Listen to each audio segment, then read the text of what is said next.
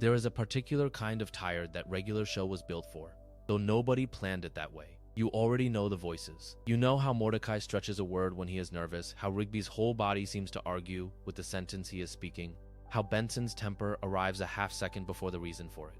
So when you are half awake, drifting somewhere under the blanket, with the room gone dark, the show does not ask anything of you.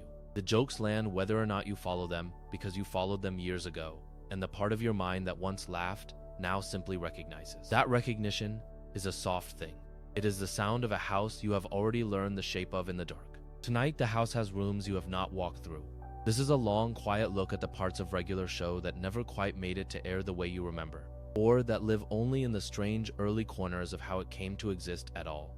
The pilots, the abandoned versions, the shorts that were something else before they became the thing you know. The lost episodes, told slowly, told to be slept through. You are listening to Velvo, and there is nothing here you need to do. No plot to hold, no ending to reach for. The words will move at the pace of a long night, and if you drift off before the first story is finished, it will still be here, unhurried, when you surface again. So find whatever position your body has already decided on. Let the light go low. Set the volume to the level where the voice is a presence in the room rather than a demand on your attention. We are going to begin at the very beginning, before the park, before the two friends, before anyone had heard the name at all, and we are going to take a long time getting anywhere. Settle in. There is no rush tonight.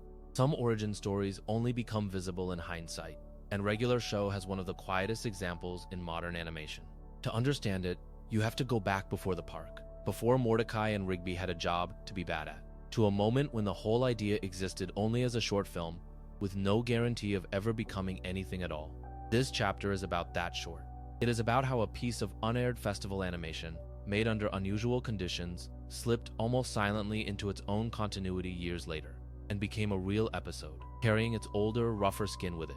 Begin with the machine that made the short possible. In the spring of 2008, on the 3rd of April, Cartoon Network announced something at its upfront presentation in New York called the Cartoonstitute. It was the creation of Rob Sorcher, and it was overseen by Craig McCracken and Rob Renzetti, two names that anyone who has looked closely at that era of the network will recognize. The premise was simple and, for a television network, faintly radical. The Cartoonstitute would be a showcase for shorts made without network executive notes. Artists would be given room to make something and see whether it worked, rather than having it shaped by committee before it had a chance to breathe.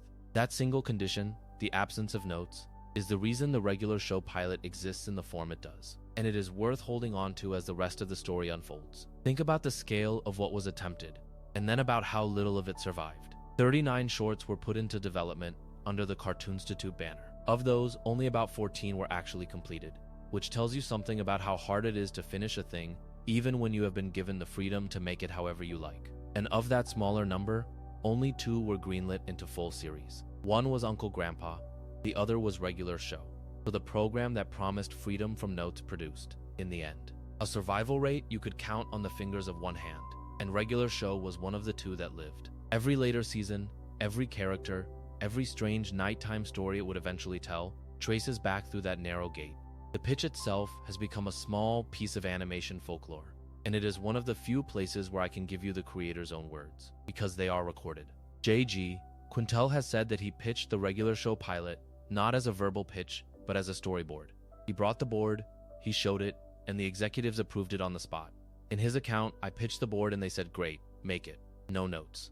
That last part is the whole spirit of the Cartoonstitute compressed into 2 words. No notes. He did not have to talk anyone into a concept in the abstract. He put the actual thing in front of them, the drawings that already were the show, and they said yes to what they saw.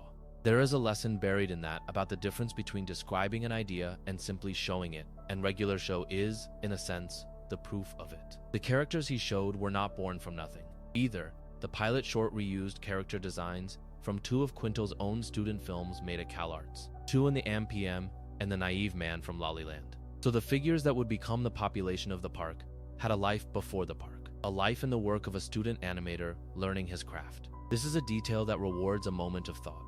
The look of the series, the shape of these characters, did not arrive fully formed at Cartoon Network. It was carried in from earlier, more personal work, refined across films that most people would never see, and then folded into something that would eventually run for years. The pilot was a first professional home for designs that had already been drawn and redrawn in a student's hand. Now come to a date that does more work than any single date usually does. Cartoon Network greenlit regular show for production on the 14th of August, 2009, though the pilot short itself did not reach the network's own website until months later, having first surfaced online in the fall of that year under its own original title card. That is one event on that day.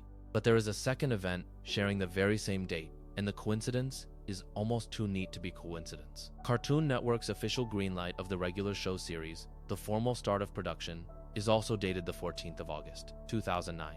So on a single day, the short went public and the series was ordered. The thing that had been made under the no-notes freedom of the Cartoon Institute reached the world, and at the same moment was told it would become something larger.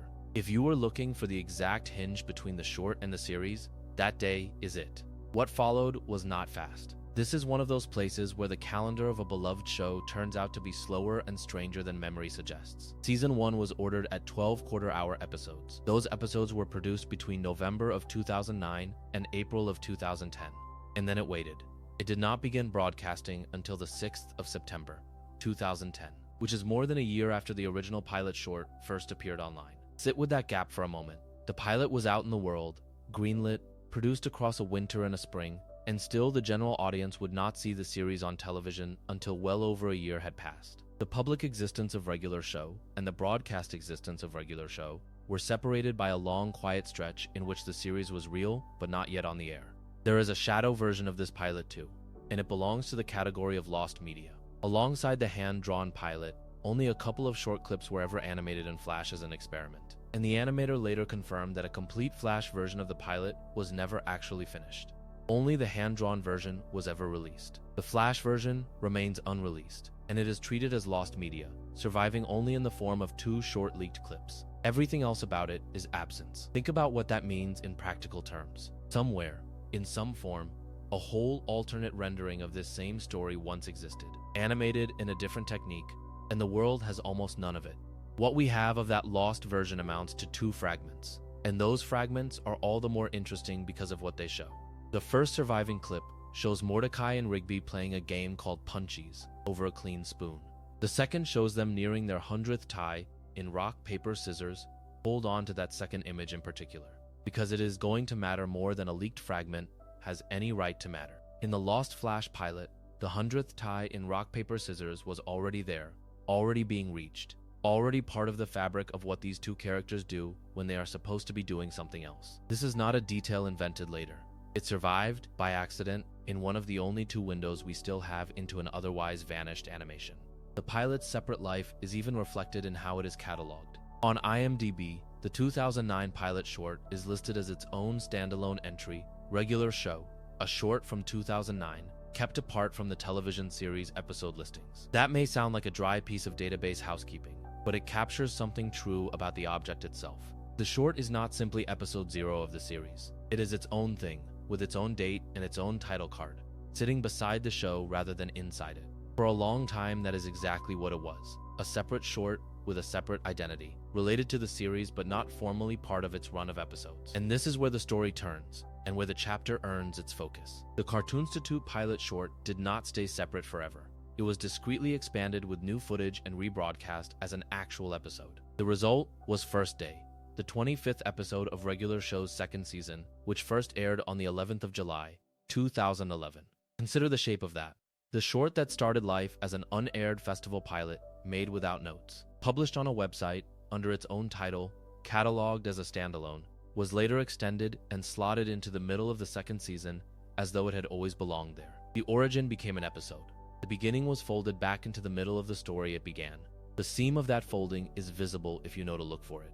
And I find this a subtly fascinating thing about the whole episode. The new material added for the 2011 broadcast was drawn in the cleaner, finalized show art style, the look the series had settled into by its 2nd season. But the footage reused from the 2009 short kept its older, looser appearance. The 2 eras of the same story sit side by side in a single episode. Nowhere is this clearer than in Muscle Man's design, which was never updated to match his final television model. So when you watch First Day, you are watching 2 moments of its life at once, the rougher hand of the pilot and the polished hand of the ongoing series, stitched together and broadcast as one. Most shows hide their origins. This one aired them, unretouched, inside a later episode, and left a character standing there in his older skin as proof. The story the episode tells is, fittingly, the story of the beginning.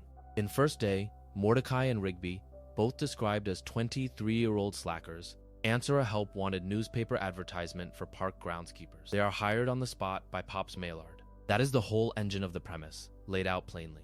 Two young men in their early 20s with no particular ambition see an advertisement, respond to it, and are given the job immediately. From that small transaction, the entire world of the series unspools. Everything the series would later build sits on top of this one modest scene of two slackers getting hired to look after a park. Their competence, or the lack of it, announces itself almost at once. The first task they are assigned is simple. They are told to throw away an old, uncomfortable chair. That is all. Dispose of a chair. But the task is immediately derailed, because instead of throwing the chair away, Mordecai and Rigby decide to play rock, paper, scissors to determine who gets to keep it. In that single choice, you have the essence of who these two are. Given a plain instruction, they turn it into a game, and the game becomes more important than the work. The chair, the thing they were supposed to discard, becomes a prize to be won. This is the pattern the entire series will run on, established here in the reused bones of the pilot. And then the game does what games in this series tend to do. It stops being ordinary. Within the episode's internal rules, tying rock, paper, scissors 100 times in a row summons a black hole, and inside that black hole is a monster. The monster tries to devour the very prize that neither player has actually won yet. Remember the leaked fragment of the Lost Flash pilot, the one showing the two of them nearing their 100th tie. Here is where that fragment leads. The 100th tie was never just a number. It was a threshold, and crossing it tears open something that should not be there and lets a hungry thing reach for a chair that has not yet been awarded to anyone. The stakes of a discarded chair become, without warning, cosmic. The resolution is small and human in a way that says a great deal about the series' sense of humor and its sense of proportion.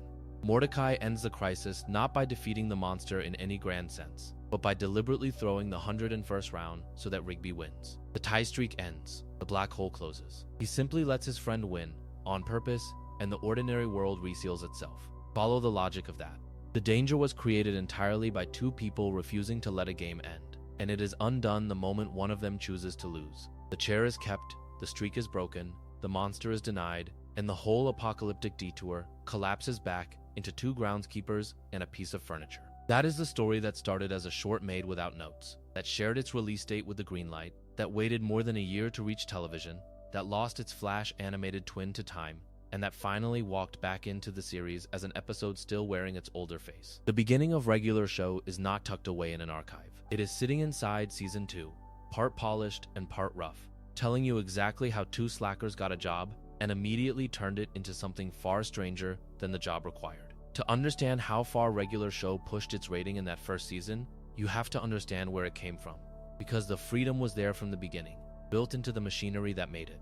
The pilot originated through a Cartoon Network initiative called Cartoonstitute, a program designed to let young artists produce pilots without network notes. That last part matters more than it might sound. A note, in television, is the moment an executive reaches into your work and asks for a change, and Cartoonstitute was structured to keep those hands off, to see what a small crew would do when nobody was correcting them. The strongest pilots from that program were eligible to be picked up as full series, and Regular Show was one that made the leap. What is interesting is that the hands-off spirit of Cartoonstitute did not end when the pilot became a series. According to J.G. Quintel, Cartoon Network gave the first full season essentially no notes either. He has described the network's guidance to the crew during development in almost permissive terms, saying they told him, in his recollection, "We want to do TV PG stuff, and we want it to be pushed a little bit further." Think about what that instruction actually authorizes. That is no warning and no leash. It is a green light with the word further attached to it, and Quintel has said it let the team go to town creatively for the entire first season, so they went. And the shape of that freedom is worth looking at closely, because pushing a TV PG rating is a craft in itself. The rating is a ceiling, not a wall, and a clever writer's room learns to press right up against it without technically breaking through. The clearest example the crew developed was a running gag about drunkenness. Regular Show could not show its characters getting drunk on alcohol, not at TV PG on a channel aimed at children. So, the writers built a workaround. Characters would get, in the show's own language, wasted, but the intoxication came from drinking soda and eating hot wings, rather than from anything a parent could point to and name. Quintel has described this openly as a way to imply alcohol intoxication while staying, on paper, inside the rating. Everyone watching who was old enough understood the joke. Everyone watching who was too young simply saw two friends acting strange after too much junk food. The gag lived in that gap, and the gap was the whole point. This is the mode the series operated in for a long stretch. It found the edge of what was allowed and then decorated the edge, made a running comedy out of technicality, out of the space between what is shown and what is understood. And for a while, nothing pushed back. That silence from the network is its own kind of evidence. It suggests that in those early years, the calls coming in were good ones, or at least not bad enough to prompt a note. Then, the calls changed. Quintel has said that after roughly 2 or 3 seasons of pushing TV PG content as far as it would go, the series began getting complaints. And these were not gentle. In his account, the complaints reached a point where the network came to the crew and said, in effect, we need you guys to tone it down and take some of that stuff out. That is the moment the era of no notes ended. The freedom that Cartoonstitute had granted at the start, the freedom the first season had run with, met its first real limit somewhere around the 2nd or 3rd year. And the limit did not come from inside the building.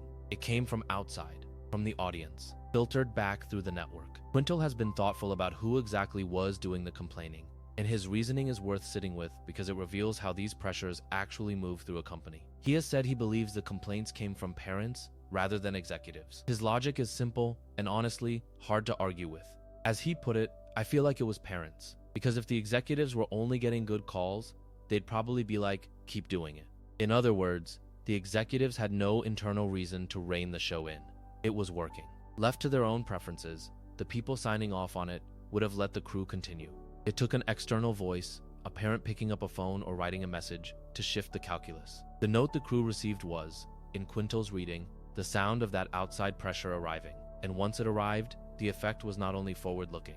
Quintel has said that following the network's note, the crew had to retroactively pull some of the language and some of the stuff they don't let us get away with as much. Retroactively is the key word there. This was not merely a matter of writing future episodes more carefully.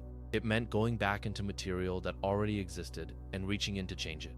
The freedom of the early seasons left a paper trail, and now that paper trail had to be edited to match a new, narrower standard. You can see the fingerprints of this most plainly in the very first episode. In the series premiere The Power, which is Season 1, Episode 1, Rigby has a line of dialogue that in its original form reads, "How in the H are we going to fix this S?" It is a joke built on almost saying the words, on gesturing at profanity while stopping just short, which is the same technique as the soda and Wings drunkenness, the same comedy of the gap.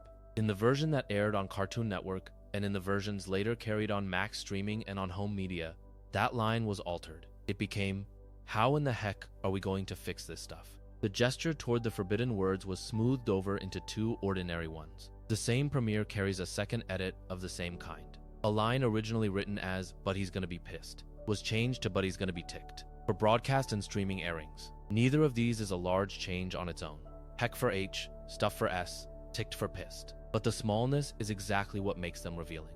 These are not deep cuts to plot or to character. They are surface abrasions, individual words sanded down, and the fact that a crew went back to a first episode to sand them tells you how the tone down actually operated. It operated word by word. And here is the detail that ties it together and confirms Quintel's own timeline. The censored edits affecting language, the ones carried across Cartoon Network broadcasts, Max streaming and home media, span seasons 1 through 3. That is the same early stretch Quintel identifies as the period when the network told the crew to pull back. The complaints, the note, the retroactive edits, and the seasons where those edits cluster all line up. The story he tells in interviews and the story written into the actual broadcast versions of the episodes describe the same event from 2 different angles. There is one episode where the shift shows up as a whole idea turned away at the door rather than a few trimmed words, and it is one of the show's most celebrated. For the episode Excellent, which is Season 3, Episode 17, the writers came to the network with an original concept in which Rigby's vomit comes to life and trains him. Cartoon Network rejected it. The note, as the crew has described it, amounted to a blunt refusal, essentially telling them they could not have barf come to life. That is the wall, not the ceiling, the point where the network simply says no. So the story was rebuilt. In the version that exists, Rigby instead falls into a coma from an undiagnosed egg allergy, and Mordecai vows to finish the eating challenge in his place. The gross-out premise became a story about friendship and a promise made over a hospital bed. What happened next is the part that complicates any easy reading of these notes as pure loss. Excellent The episode, reworked after the network refused the Living Vomit idea, went on to win a Primetime Emmy Award for Outstanding Short-Format Animated Program. The constraint did not damage the episode. By the highest external measure the medium offers, the constrained version was the best thing the series had made. It aired on February the 27th, 2012, and it carried an Emmy home. I do not think this proves that notes make shows better, and I want to be careful not to overstate it, but it does complicate the picture. The same network pressure that sanded the profanity off the premiere also forced a rewrite that turned a disposable gag into an award-winning story. And both of those things are true at once. Consider what this whole arc says about the relationship between a young crew and the machine that broadcasts them. Regular Show was born inside a program specifically built to remove the network's hand, and it spent its first season acting as though that hand would never return. The drunkenness that was not drunkenness, the profanity that was almost profanity, the vomit that was meant to come to life, all of it belongs to a show that had been told to push further and took the instructions seriously. The tone down when it came did not come because the executives lost their nerve. In Quintel's telling, it came because parents made themselves heard, and the executives, who would otherwise have said keep going, had to respond. The show did not change because it wanted to. It changed because the audience it was made for had guardians, and the guardians called. Certain episodes change how you read everything that came before them, and in Regular Show, that episode is the 64th. It is called Fists of Justice. It arrived on the 30th of April in 2012, and it was written and storyboarded by Andres Salaf with animation direction by Robert Alvarez. On paper, it is Season 3, Episode 24, a single quarter-hour of television about a groundskeeper and a coupon. What it actually does is reach back into the entire history of the series and quietly reveal that one of its calmest characters has been carrying a secret older than anyone at the park could imagine. And the remarkable thing, the thing worth sitting with tonight, is how ordinary the door looks from the outside. Consider how it begins. 6 months earlier, Mordecai and Rigby had given Skips a birthday coupon, a small handmade promise, good for one full day of doing his chores. It is the kind of gift two people give when they have no money and a great deal of guilt. And it is the kind of gift that sits forgotten in a drawer until the giver has stopped worrying about it. Skips cashes it in at the start of the episode. That is the entire premise, or it seems to be. Two friends owe a favor, the favor comes due, and the day of chores that follows should be nothing more than a comedy of reluctant labor. The show has trained you to expect exactly that. You settle in for a small story. But Skips does something strange before the work begins. He warns them, plainly, that if the chores on his list are not completed, the world could come to an end. And here the episode asks you to notice how you receive that sentence. Because Skips is the one character in this series who does not exaggerate. Mordecai spirals, Rigby lies, Benson shouts, Pops drifts, but Skips speaks in flat certainties and is almost always right. So when he says the world depends on his chores getting done, the joke and the truth arrive at the same instant, wearing the same face. You laugh, and you also file it away, and the episode is counting on both. The chores proceed as chores do, and the final one is the hinge on which the whole story turns. The last task is moving Pops' harpsichord. It is a heavy, awkward instrument, the sort of object that requires 3 people and produces nothing but complaint. And it belongs to a character whose entire existence is gentleness and old-world fragility. There is something almost tender in the choice of object. Of all the things that could break the world open, it is a harpsichord, a piece of furniture from another century. That does it. While the 3 of them work to free the instrument, Rigby accidentally slams its lid down on Skips' hand and crushes his fingers. Sit with the smallness of that. A lid, a hand, an accident. In almost any other episode, this is a throwaway gag. A yelp and a shake of the hand and a return to the plot. Rigby has caused 1,000 minor disasters, and this looks like the 1,000th. But this injury is the load-bearing wall of the entire story, and the episode does not tell you so. It simply lets the fingers be crushed and moves on, and only later do you understand that the accident was the plot, that the whole cosmic apparatus of the episode was waiting on the fragility of one immortal creature's hand. Then Gary arrives. Skips has an associate named Gary, and Gary has come to take him away, because Skips is needed to fight a long-time enemy on behalf of a group called the Guardians of Eternal Youth. Read those words slowly, because they are doing an enormous amount of work. A group. An enemy Skips has fought before, described as long time, which means this is not the first time and will not be the last. And a name, the Guardians of Eternal Youth, that suddenly reframes the immortality the series has always taken for granted. Skips has never aged. Skips has always known things. Skips skips instead of walking. A detail so constant that it stopped being a question years ago. And now, in the 64th episode, it hands you the first thread connecting that immortality to something larger than himself. He does not merely happen to be ancient. He belongs to something ancient. He is on a roster. The Guardians equip him for what is coming. They give him a pair of golden gauntlets called the Fists of Justice, the objects that give the episode its name. It is worth pausing on their design, because the series is being sly. These are golden, bolted gloves, and their look deliberately references the Power Glove, the video game controller accessory from the era of the original Nintendo. This is a show built by people who grew up on 80s and 90s culture. A show whose central duo settle nearly every conflict with a game or a bet or a controller in their hands. And here the instruments of a cosmic battle are shaped like a piece of childhood plastic that barely worked. The joke and the mythology are once again the same object. A weapon holy enough to save the world, styled after a toy that frustrated a generation of children. You will see in a moment why that matters, because the crushed fingers now come due. With his hand broken, Skips cannot wear the gauntlets. He cannot fight.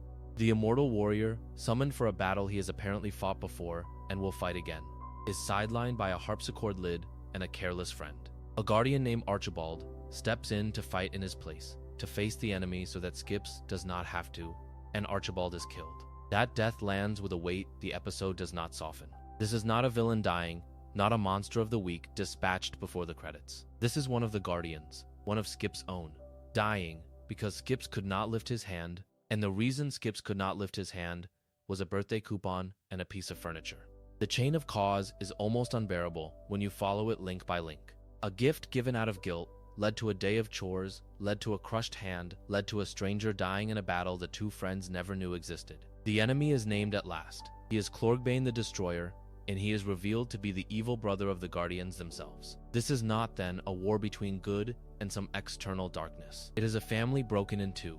One side sworn to protect eternal youth, and the other sworn to destroy. And Skips, whatever he is, has been enlisted into the middle of it. Weigh that against a character who has spent 3 seasons as the steady one, the fixer, the person everyone turns to when the situation exceeds their understanding. All that steadiness, the series now suggests, was forged somewhere, in service to something, against a brother-turned-destroyer whose defeat is not final but cyclical. And here the two threads of the episode, the small and the cosmic, finally braid together. After Archibald's death, the remaining Guardians make an extraordinary decision. They let Mordecai and Rigby wear the Fists of Justice and fight Clorgbane in Skip's place. 2 park employees, 2 friends who spent the morning complaining about chores, are handed weapons that a Guardian just died wielding. It should be absurd. In a sense, it is absurd. But the show has spent 3 seasons steadily arguing that these two are capable of more than they appear, that their uselessness is a costume, and this is the episode that tests the claim against the end of the world. At first, they fail. They cannot control the gauntlets at all. The golden fists do not answer to them, and you feel the weight of Archibald's death pressing down. The sense that this was a mistake, that the Guardians have doomed the fight by trusting the wrong hands. And then Skips tells them the thing that unlocks everything. He tells them, in effect, that the gauntlets work exactly like a normal video game controller. That is the key, a control scheme, and nothing grander than that.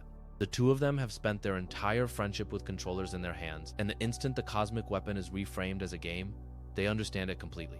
This is the quiet genius of Fists of Justice, and it is why the Power Glove design was never only a joke. The episode has built a mythology of immortal guardians and a destroyer brother and a battle fought across ages. And then it resolves that mythology through the single skill its heroes actually possess. Mordecai and Rigby are not warriors, they are gamers. And in a universe generous enough to shape its holy weapons like a Nintendo accessory, that turns out to be enough. They defeat Clorgbane the Destroyer while wearing the Fists of Justice, sending him flying off, and they win the only way they know how, by recognizing that the sacred object in their hands is one they have held 10,000 times before. As a reward, the Guardians use their power to finish moving Pops' harpsichord. And this is the detail I find myself returning to, late at night, because of how deliberately it closes the circle. The story began with a chore, and ends with the chore completed. Only now it is completed by cosmic beings as a gift. The world was saved. A Guardian died, an ancient enemy was flung into the distance. And the practical result, the thing the episode chooses to end on, is that the piece of furniture finally gets where it was going.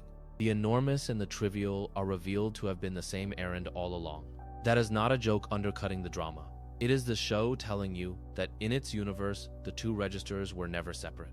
that the end of the world and a groundskeeper's to-do list can share a single afternoon without either one feeling false. Now here is what makes this episode a genuine hinge in the series rather than a single strong outing. Almost everything it reveals, it also withholds. You learn that Skips is bound to this fight, that he faces Clorkbane again and again across the years. A rhythm that stretches his life backward and forward across centuries and turns his stillness into something closer to endurance. You learn there are guardians, a destroyer, a war older than the park. But how Skips became immortal in the first place, and why the burden of Clorkbane fell to him specifically, is not answered here.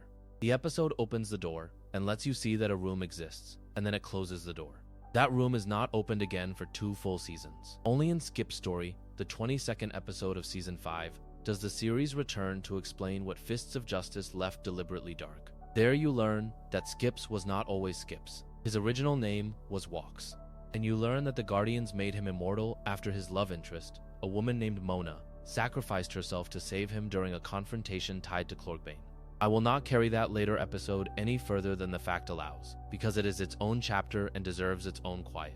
But notice the architecture. The show planted the entire mystery in Season 3, resolved the immediate danger, and then let the deeper wounds sit unexplained for years of real time, trusting the audience to remember, trusting that the name Clorkbane and the phrase Guardians of Eternal Youth would still be warm when it finally chose to finish the story. That patience is why Fists of Justice rewards a second look, and why it belongs in any honest account of its hidden history. On first watch, it is a fun, strange, escalating episode about chores becoming an apocalypse. On a second watch, knowing what Walks lost and how he came to skip instead of walk, every flat certainty Skip speaks in this episode carries a different weight. The warning that the world could end is the warning of a man who has watched it nearly end before.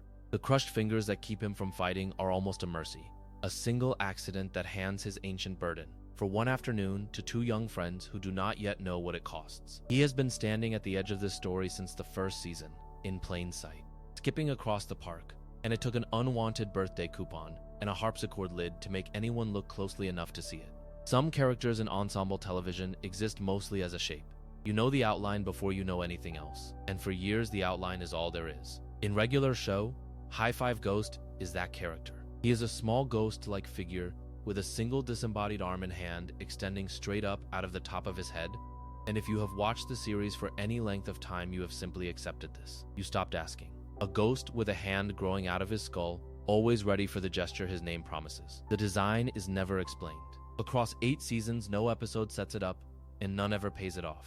He arrives already finished, already strange, and it treats his strangeness as settled. That is what makes the episode we are looking at in this chapter unexpectedly remarkable. Season 5, Episode 17. It is called The Postcard, and it originally aired on Cartoon Network on the 10th of February, 2014. Directed by John Davis Infantino and Sean Selles. On paper, it is a small episode, a romantic errand, the kind of self-contained half-hour the show could produce in its sleep by this point in its run. But it is also the rare occasion where the series reaches toward one of its least examined figures and hands him something no other episode had bothered to give him. A past, a person, a history that predates the moment we met him. And what is strange, what is worth sitting within the dark, is how much the episode gives him, and how little it explains while doing it. The premise is simple enough to hold in your mind as you drift. High Five Ghost receives a postcard. It comes from a woman named Celia, and the postcard is not a random arrival. 4 years earlier, the two of them met at a cafe.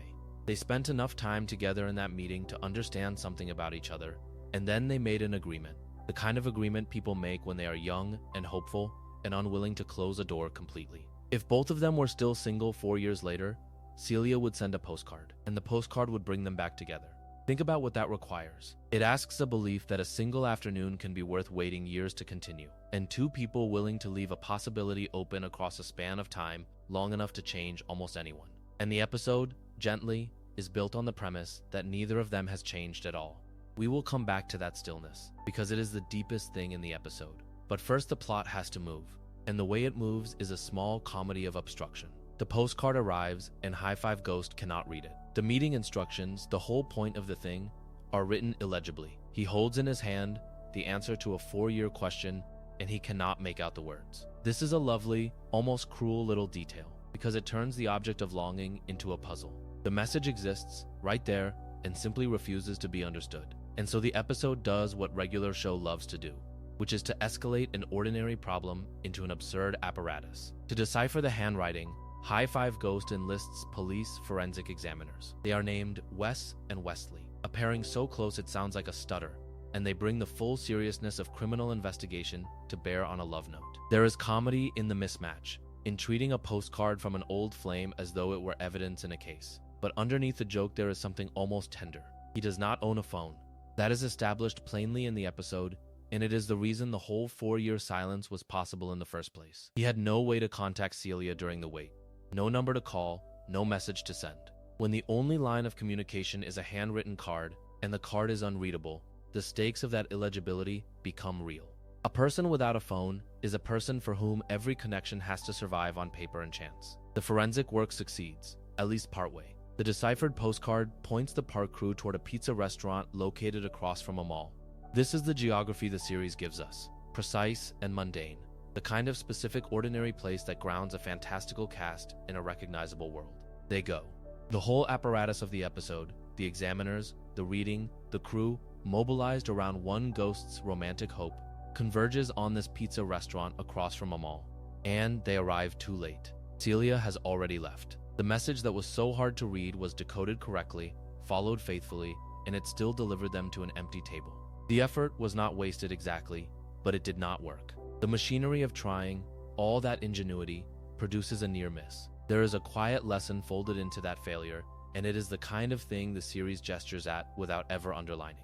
All of the deciphering, all of the forensic seriousness, all of the effort to read the instructions correctly leads nowhere. What actually works is something else entirely. High Five Ghost ends up reuniting with Celia by chance, back at the same cafe where the two of them first met 4 years earlier. None of the elaborate machinery brought him there. By coincidence, in the original place, the two of them find each other again. The message was a false trail, or at least an incomplete one. The real reunion happens where it always could have happened, at the beginning, by accident. I find that structure genuinely moving in a low-key way, and I want to be honest that this is my reading and not a fact the episode states. The postcard gives the episode its title and its whole engine, and then the postcard turns out to be almost beside the point. What brings them together is return, is going back to the cafe, is the accident of two people who never really left orbit around a single afternoon.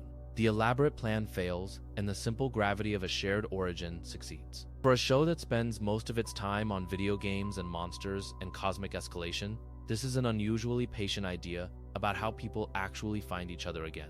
Now, the reunion itself rests on something the episode is happy to state directly, and it is here that a critic's eye becomes useful. When the series flashes back to that first meeting at the cafe, it does so as a montage, and the montage establishes that High Five Ghost and Celia share the same taste in down-tempo electronica music. That is the connection. That is the spark the whole 4-year wait is built upon. And the AV Club, reviewing the episode, put its finger on exactly what is odd about that. By one common reading, the episode's humor comes from the fact that High Five Ghost has met a woman who, entirely by coincidence, seems to share all of his exact thoughts and opinions. Not a woman who compliments him, not a woman who challenges him, but a woman who agrees with him about everything. The romance is a mirror. The joke is that finding your soulmate, in this telling, means finding someone identical to yourself, down to the genre of quiet electronic music you happen to prefer. The same review noticed the deeper stillness I mentioned earlier, and it noticed it as a criticism, or at least an observation. High Five Ghost is depicted as the exact same person at the end of the episode as he is at the beginning, despite the story spanning 4 years. 4 years. A span long enough to remake a life, and he emerges from it unchanged. The postcard agreement assumed that neither of them would change, and the episode fulfills that assumption completely. There is no growth arc here, no lesson that leaves him any wiser at the end. He wanted Celia at the start, and he has Celia at the end, and in between he is exactly who he was. You can read that as a flaw, and the review more or less does. A story that spans 4 years and moves its protagonist nowhere is, by conventional standards, a story that has failed to use its own timeline. But I want to offer the other reading, clearly as my opinion, because I think it is the more interesting one to fall asleep on. The stasis is the point. High Five Ghost is a character defined by not changing. He is a shape that never gets explained, a design that arrives finished and stays finished. And this episode extends that same principle to his inner life. He does not develop because he is not the kind of character who develops. He simply persists. And two people who both persist who both refuse to change across 4 years, are exactly the two people for whom a 4-year postcard agreement could actually work. The premise and the flaw are the same thing, which brings us to the strange hollow at the center of all this warmth. The postcard gives Celia a full name, a personality, and an ongoing role, because after this, she is High Five Ghost's girlfriend, a fixture rather than a one-episode guest. The episode does the real work of building a relationship into the fabric of the series, and yet it never tells you what either of them is, or what species, or what kind of being. High Five Ghost is a ghost with a hand on his head, and Celia, whatever she is presumably something similar, and the episode that finally gives him a love life declines entirely to explain the biology, or the metaphysics, or whatever the correct word would even be for two creatures like this falling in love.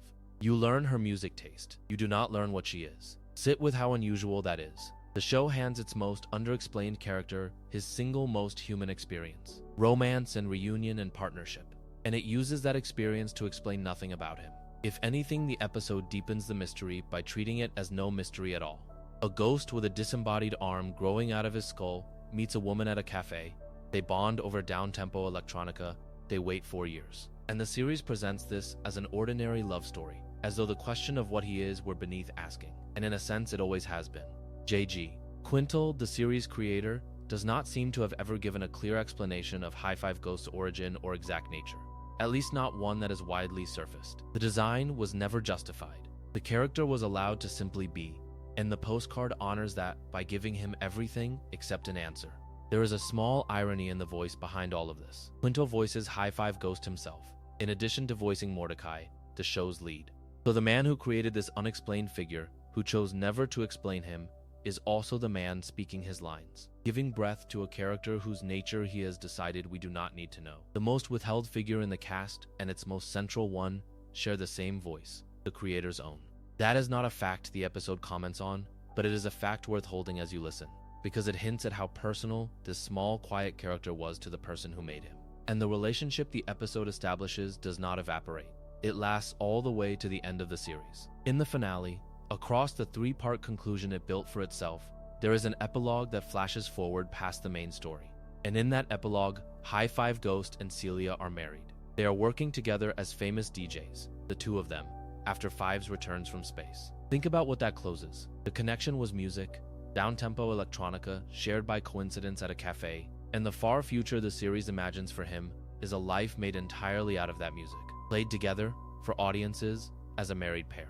The taste that brought them together becomes the career that defines them. The show followed its own smallest thread to the very end and tied it off with unusual care. So what the postcard finally represents is a peculiar kind of generosity. It is an episode that decided the ghost with the hand on his head deserved a love story, and it gave him one. And it built that love story to last through the finale. And it did all of this without once explaining the thing about him that most invites explanation. It answered the question no one was asking, which is whether he could be happy.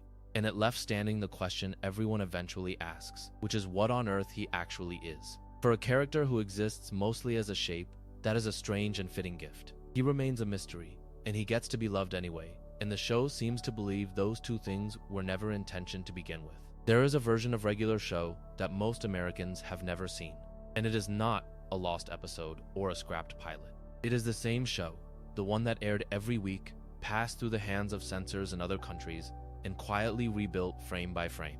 To watch the series as it existed in the United Kingdom or in Latin America is to watch a familiar object with small pieces filed off. And the pieces that were removed tell you a great deal about what different cultures were afraid a child might do. This chapter is about those subtractions, about a cartoon that was allowed to be one thing at home and became something slightly different everywhere else. Start where the strangeness starts, early in the first season, in an episode called Caffeinated Concert Tickets. The premise is simple enough. Mordecai and Rigby need to stay awake, and the series, being what it is, does not reach for an ordinary solution. There is a character called the Coffee Bean, and in the American cut this character squirts coffee out of his nipples directly into the open mouths of the two leads. It is exactly as odd as it sounds, and it is played completely straight, as though this is a normal way to acquire caffeine. When the episode reached the United Kingdom and Latin America, that moment was cut from Cartoon Network broadcasts entirely. Consider that for a second. The gag is not violent, nobody is hurt. The gag is simply a body doing something a body is not supposed to do on a children's channel. and two separate regions independently decided their audiences did not need to see it. The same episode carries a second casualty, and this one only fell in one region. There is a character called the Translator, and at one point he swings a chainsaw at Mordecai and Rigby. In the United States and the United Kingdom that stayed. In Latin America, it was cut. So a Latin American child watching caffeinated concert tickets in those years received a version missing both the coffee and the chainsaw, an episode with two holes in it, while a British child lost the coffee but kept the chainsaw, and an American child saw all of it. One episode, three different shapes, depending on where the television happened to be plugged in. Language turned out to be its own kind of censorship, and here the changes had nothing to do with anything you could see on screen. In the Latin American Spanish dub, the character Party Pete could not keep his name. The word Pete functions as slang for oral sex in some Latin American Spanish dialects, which meant that a party character shouting his own name became a problem the moment it left English. So he was renamed, becoming Beto Bolicio in the dub, the name altered or cut to keep the reference from landing. There is something fascinating about this. The animators drew nothing offensive. The writers wrote nothing offensive. The offense was manufactured entirely by the collision between one language and another, and the fix lived only in the sound. William Salyers, the voice of Rigby, has reportedly talked about this kind of thing at a convention appearance, and his observation, as fans have related, reframes the whole subject. He said, in effect, that the British censors were less worried about sex or violence than about something he called imitative behavior. The concern was not that a child might be disturbed. The concern was that a child might copy. And the example he gave is the one worth holding on to. There is a moment where Muscle Man puts a cinder block on a car's gas pedal so that the car drives itself off a cliff. To an American regulator, that is a cartoon stunt. To a British regulator, Salyers said, that was the kind of thing a real child might actually attempt, and so it drew their attention. Once you understand that principle, a lot of the United Kingdom edits stop looking random and start looking like a philosophy. Consider the episode Temp Check through that lens. In the American version, there is a redneck character whose gag is that he farts through a harmonica, playing music with his body. For the United Kingdom broadcast, the series did not simply mute the joke or cut away. Someone reanimated it. The character now shoves two kazoos up his nostrils instead, and new music was added to match the changed visual. Stop and appreciate the labor involved. This is not a snip of the scissors. This is artists redrawing frames and composers scoring a fresh little passage so that a fart joke could become a nostril joke. The comedy survives, roughly, but its anatomy has been relocated from one end of the body to a more acceptable one, and the seam is invisible unless you know to look. That willingness to reanimate rather than simply remove is one of the more surprising discoveries in this whole area. In the United Kingdom edit of Party Pete, there is an animation of a character thrusting his crotch, and rather than cut around it, the series replaced it with a reanimated shot of the character tapping his foot instead. The energy of the moment is preserved. The rhythm is preserved. Only the body part has been swapped, a pelvis traded for a foot, and again the work is seamless enough that most viewers would never suspect anything had been touched. There is a strange craftsmanship in this, a censorship that respects the joke enough to rebuild it rather than delete it. Not every fix required an animator. Some of them lived purely in the edit and the dub, and Free Cake is the clearest example. This is a gentle episode, the one where the crew is trying to surprise Skips, and in the American version one line reads exactly as, Skips is gonna be so surprised when he comes in and sees us totally naked. In the United Kingdom that line was shortened to simply, Skips is gonna be so surprised, and on top of the trimmed dialogue, the zipper and clothes removal sound effects were muted. The implication of undressing, harmless and silly in context, was scrubbed out at two levels at once, in the words and in the sound design. What is left is a line that no longer goes anywhere, a setup with its punchline neatly excised, and a listener who never saw the American cut would simply hear a slightly flat piece of dialogue and move on. Then there is Rigby's Body, which contains my favorite example of how far these regional edits could drift into pure absurdity. In the United States, the episode uses the word turd. In the United Kingdom dub, every single use of that word was replaced with the word plank. Every one. So a line that in America refers to a piece of excrement becomes, in the United Kingdom, a line about a plank, a flat piece of wood, delivered with the exact same emphasis and timing as though nothing has changed. The insult still functions, sort of, because the delivery carries it, but the literal meaning has become nonsense. A character is being called a plank, repeatedly, with total conviction. It is the kind of substitution that reveals how these decisions actually worked. The word itself was the problem, not the meaning. Though a harmless word was dropped into the same slot, and it carried on as if the sentence still made sense. Saliers touched on this too, the business of swapped insults, and it went beyond a single word in a single episode. He noted that specific insult words were traded between the regional versions of the series, so that a line acceptable enough to say idiot in one country's edit would be censored down to moron in another, or the reverse. There is no universal standard here, no single list of forbidden words that everyone agreed on. Instead, there were competing local sensibilities, each with its own quiet ranking of which mild insult was too much and which was just fine, and it had to be redubbed to satisfy each one in turn.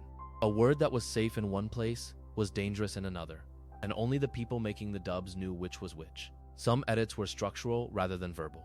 In the United Kingdom cut of Over the Top, the first roughly 30 seconds of the episode were removed entirely, gone before the story even settles, and later in that same episode, a shot of Death spitting was replaced with a laser beam effect. That second change is worth sitting with. Spitting is an ordinary bodily act, the kind of thing a person does, and perhaps the kind of thing a child might imitate, while a laser beam is pure fantasy, something no child could copy because no child can fire one.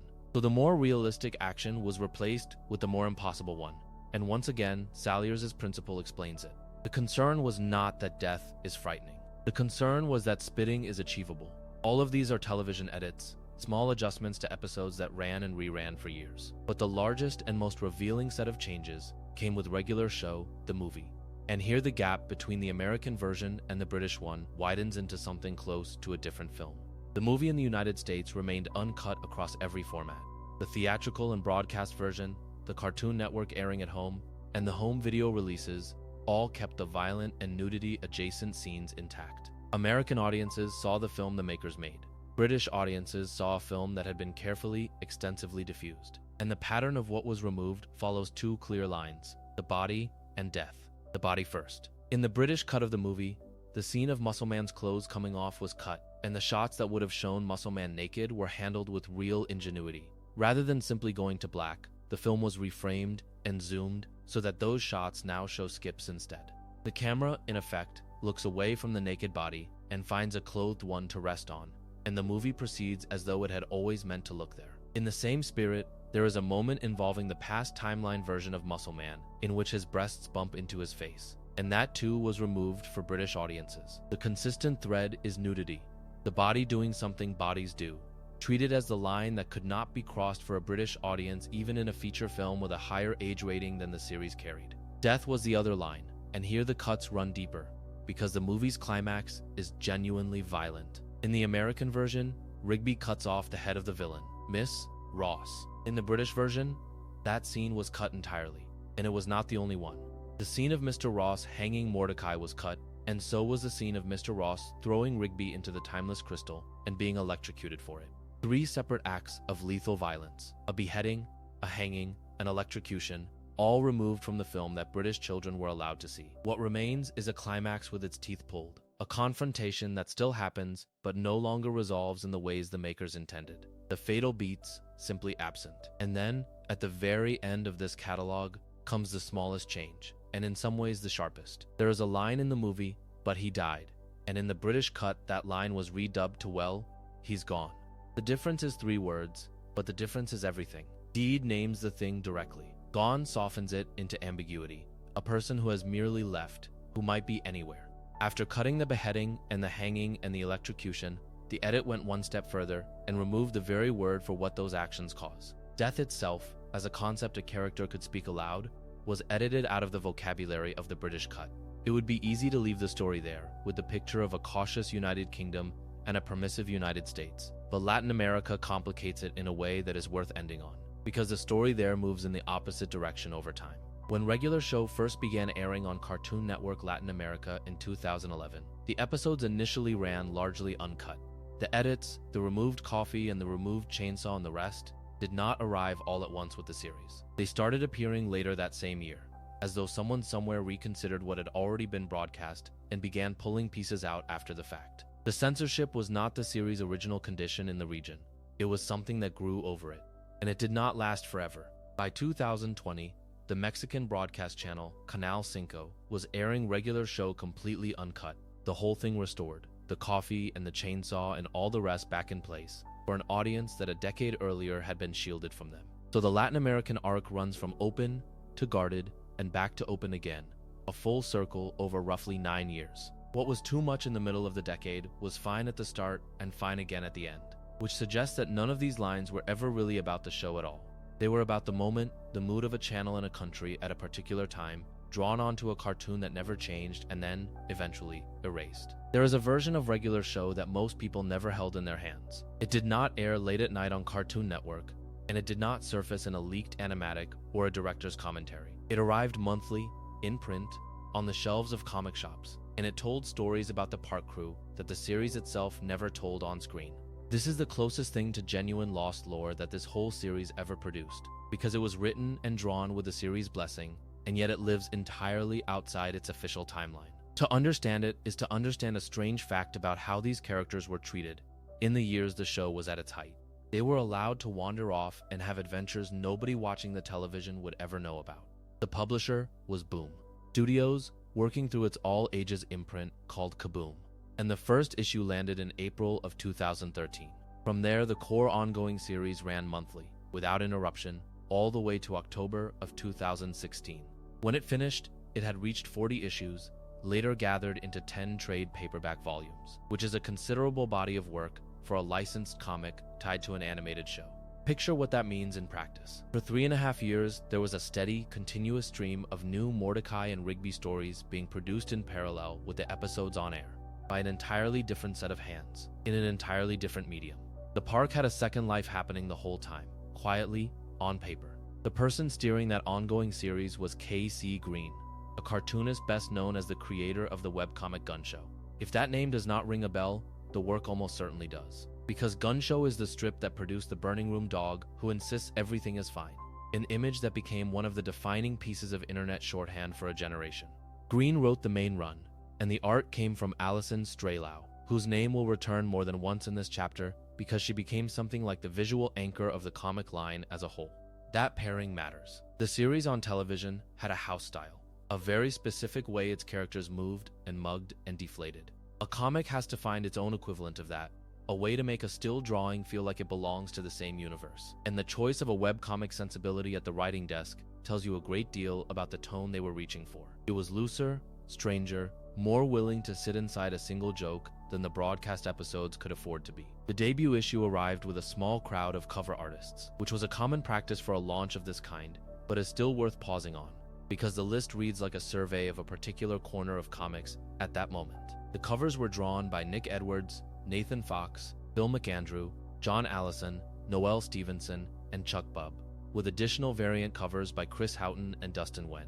Some of those names would go on to considerable fame in the years afterward. What the roster tells you is that regular show, in comics form, was treated as a place serious young cartoonists wanted to be seen. This was no throwaway tie and handed to whoever was available. It was a marquee, and the people who put their name on that first cover cared about the medium. Now, the ongoing series is the spine of all this, but it is not where the richest lost stories live. For those, you have to look at the miniseries and the original graphic novels, the projects that gave a single creator room to build something self-contained. The first of these is the one I find boldest under its calm surface, a 6-issue miniseries simply titled Skips, published between November of 2013 and April of 2014, and later collected as a graphic novel that November. It was written and illustrated by a single cartoonist, Mad Rupert, which is part of why it holds together the way it does. One vision, start to finish. The premise takes Skips, the most stoic and self-contained member of the park crew, and traps him. On a national park trip with Mordecai, Rigby, and Benson, Skips gets caught in a time loop, and the story becomes about the effort to break free of it. What makes this more than a gimmick is the partner the story hands him. He teams up with a member of something called the Time Police, an officer working undercover, disguised as a park ranger who goes by the name Ranger Ted. Look at the shape of that. You take the character who is oldest, who has seen the most, who is the one everyone else turns to when something supernatural goes wrong, and you strand him inside a broken piece of time where his usual competence does not save him. He needs help. For Skips, needing help is nearly its own kind of ordeal. The miniseries also does something that comics can do more easily than a television budget allows, which is invent a small arsenal of specific, silly, precisely described gadgets and let the reader hold them in their mind. The Time Police carry a time watch, a device that resets time by intervals ranging from seconds to hours, which is the loop's mechanical logic laid bare. They carry a precognition band, which warns its wearer of an impending stupid decision before it is made. A piece of equipment so perfectly suited to this particular cast of characters that it is almost a thesis statement about them. And the secret weapon of the Time Police, their ultimate tool, is a pencil. Just a pencil. There is a joke buried in that, of course, about erasing and rewriting, about the humble object that undoes what has been drawn, and it fits a comic drawn in pencil and ink more snugly than it ever could have fit the show. That is the kind of idea that only works in print, and Skips is full of them. The second of the big self-contained books came in September of 2014, an original graphic novel called Regular Show Hydration. This one was written by Rachel Connor with art by Tessa Stone, and its engine is Rigby, which is to say its engine is a wish made carelessly and answered too well. In the grip of a summer heat wave, Rigby wishes for relief, and shortly afterward a mysterious water park simply appears in the park, out of nowhere, offering exactly the escape he asked for. Anyone who has watched a single episode of this show knows to distrust a wish that comes true that cleanly, and the book is built on that distrust. Hydration earned a distinction that most licensed comics never come close to.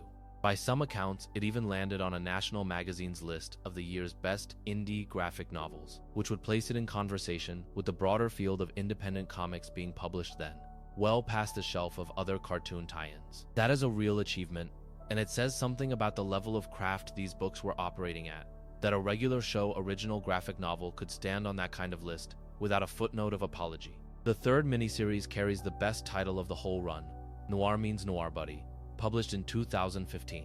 Its setup is deliberately small, almost absurdly so. Pops' socks go missing. That is the whole crime. Benson assigns 4 of the crew to find them: Mordecai, Rigby, High Five Ghost, and Muscle Man.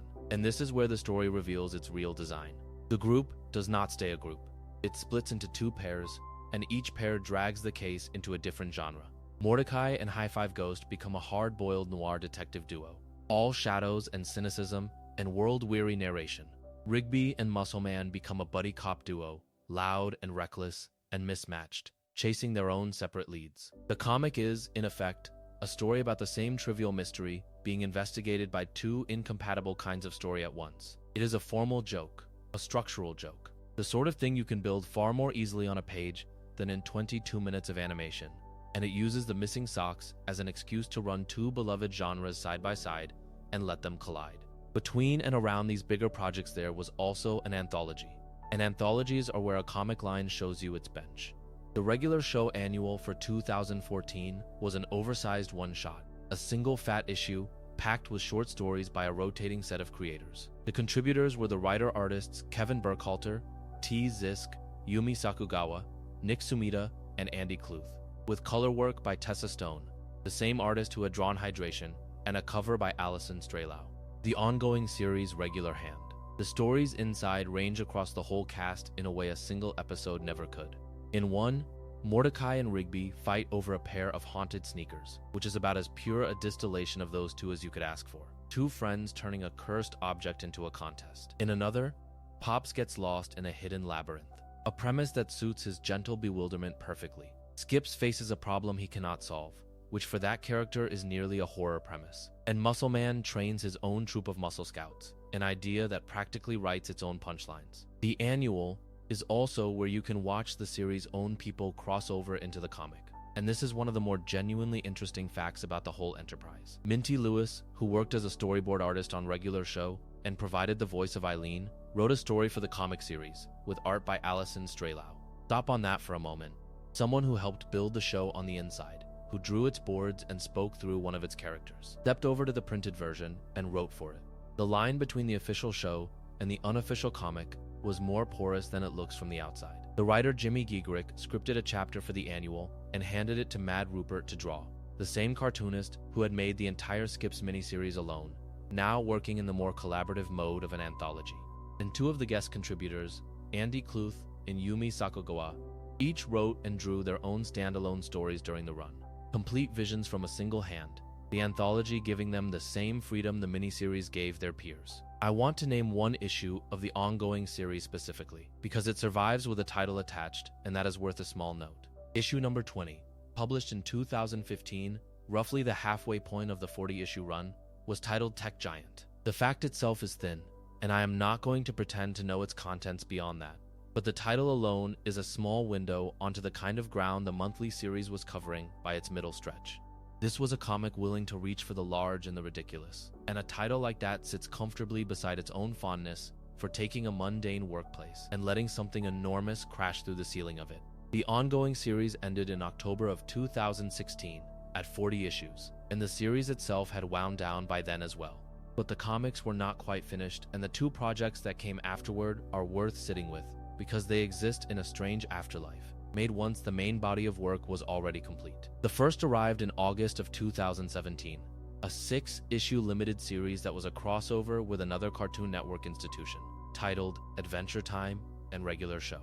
It was written by Conor McCreary with art by Mattia Di Meo, and its plot brings Finn and Jake, the heroes of the land of Ooo, traveling to the park in search of a power that Skips is hiding. There is a pleasing logic to that choice of character. Of everyone in the park, Skips is the one with centuries behind him and secrets he does not share. So if any of them were guarding a power worth crossing between worlds to find, it would be him.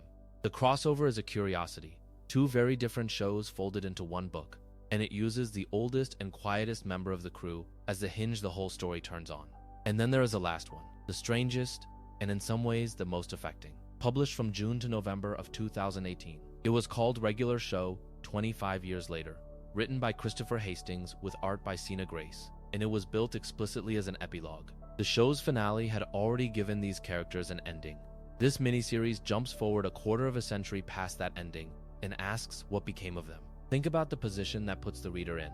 The television series had closed its own book, said its goodbyes, moved the crew on with their lives. And here, 2 years later, in a medium most of the audience had never followed, someone opened that book again and wrote a further chapter, set long after everyone had assumed there was nothing more to tell. It is a coda to a coda, an ending after the ending, and it exists only in print. That is the shape of the whole thing, and it is worth holding in your mind as a single object. For most of the show's life, and for 2 years after it, there was a parallel Regular Show being made by cartoonists who loved it. On paper, out of sight of the broadcast audience. It had its own writers and its own artists, some of them drawn from the series' own staff, and most of them from the wider world of independent comics. It sent Skips into a time loop guarded by a pencil, dropped a cursed water park into a heat wave, turned a pair of missing socks into 2 competing detective stories, and, at the very end, aged its whole cast 25 years to see who they had become. None of it aired.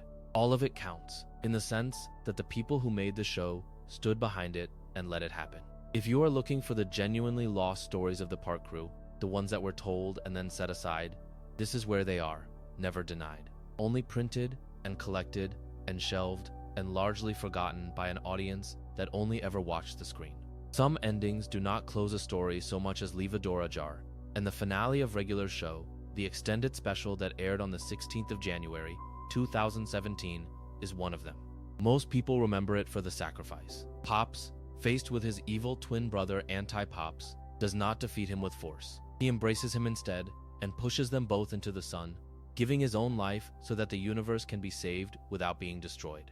It is a strange and gentle solution to an apocalyptic problem, and it is the emotional center of the whole finale. But that is not the moment this chapter is about. The moment this chapter is about comes later, quieter, almost as an afterthought, and it is the one that would wait 9 years to be understood. After the sacrifice, the finale does something that final episodes rarely dare to do.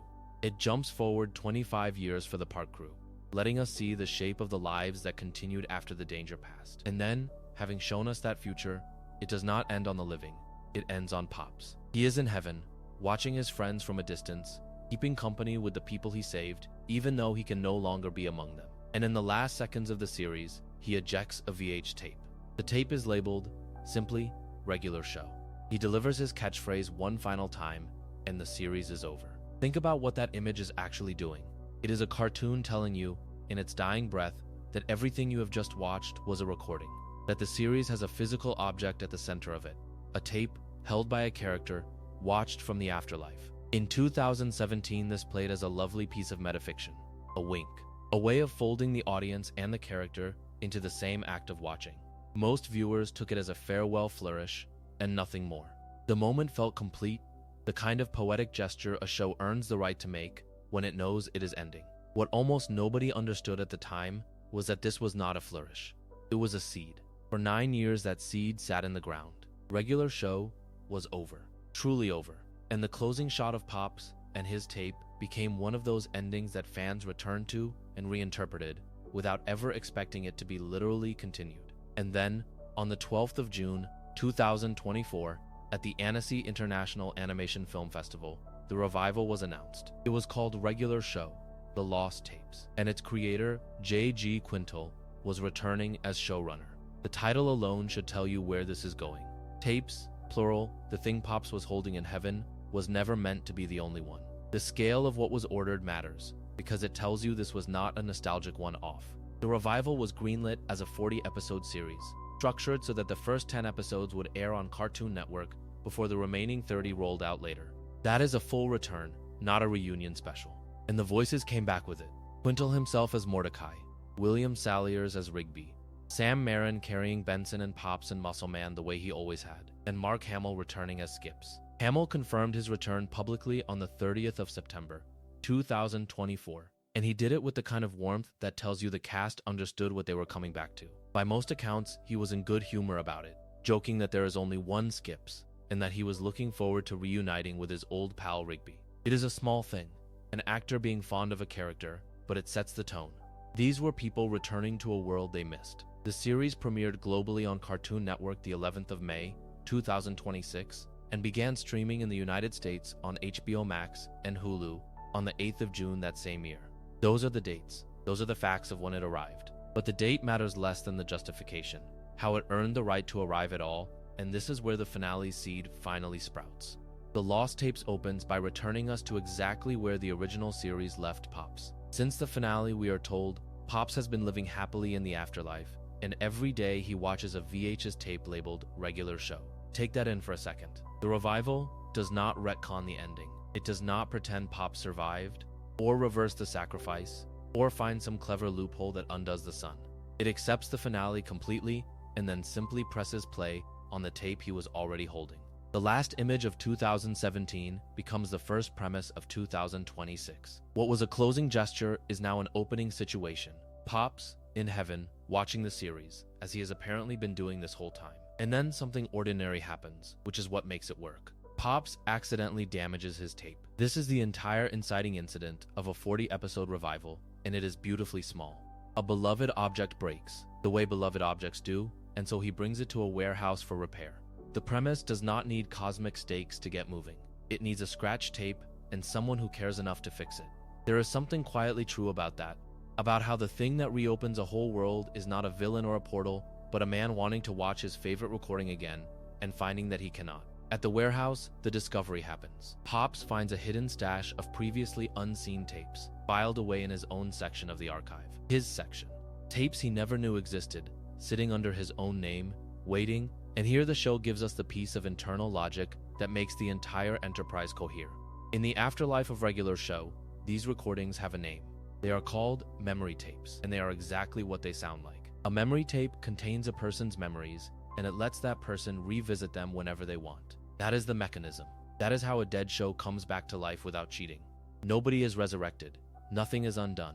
There is simply a library of memory. And Pops has just found a box of his own that he had never opened. This is the payoff the title has been promising all along.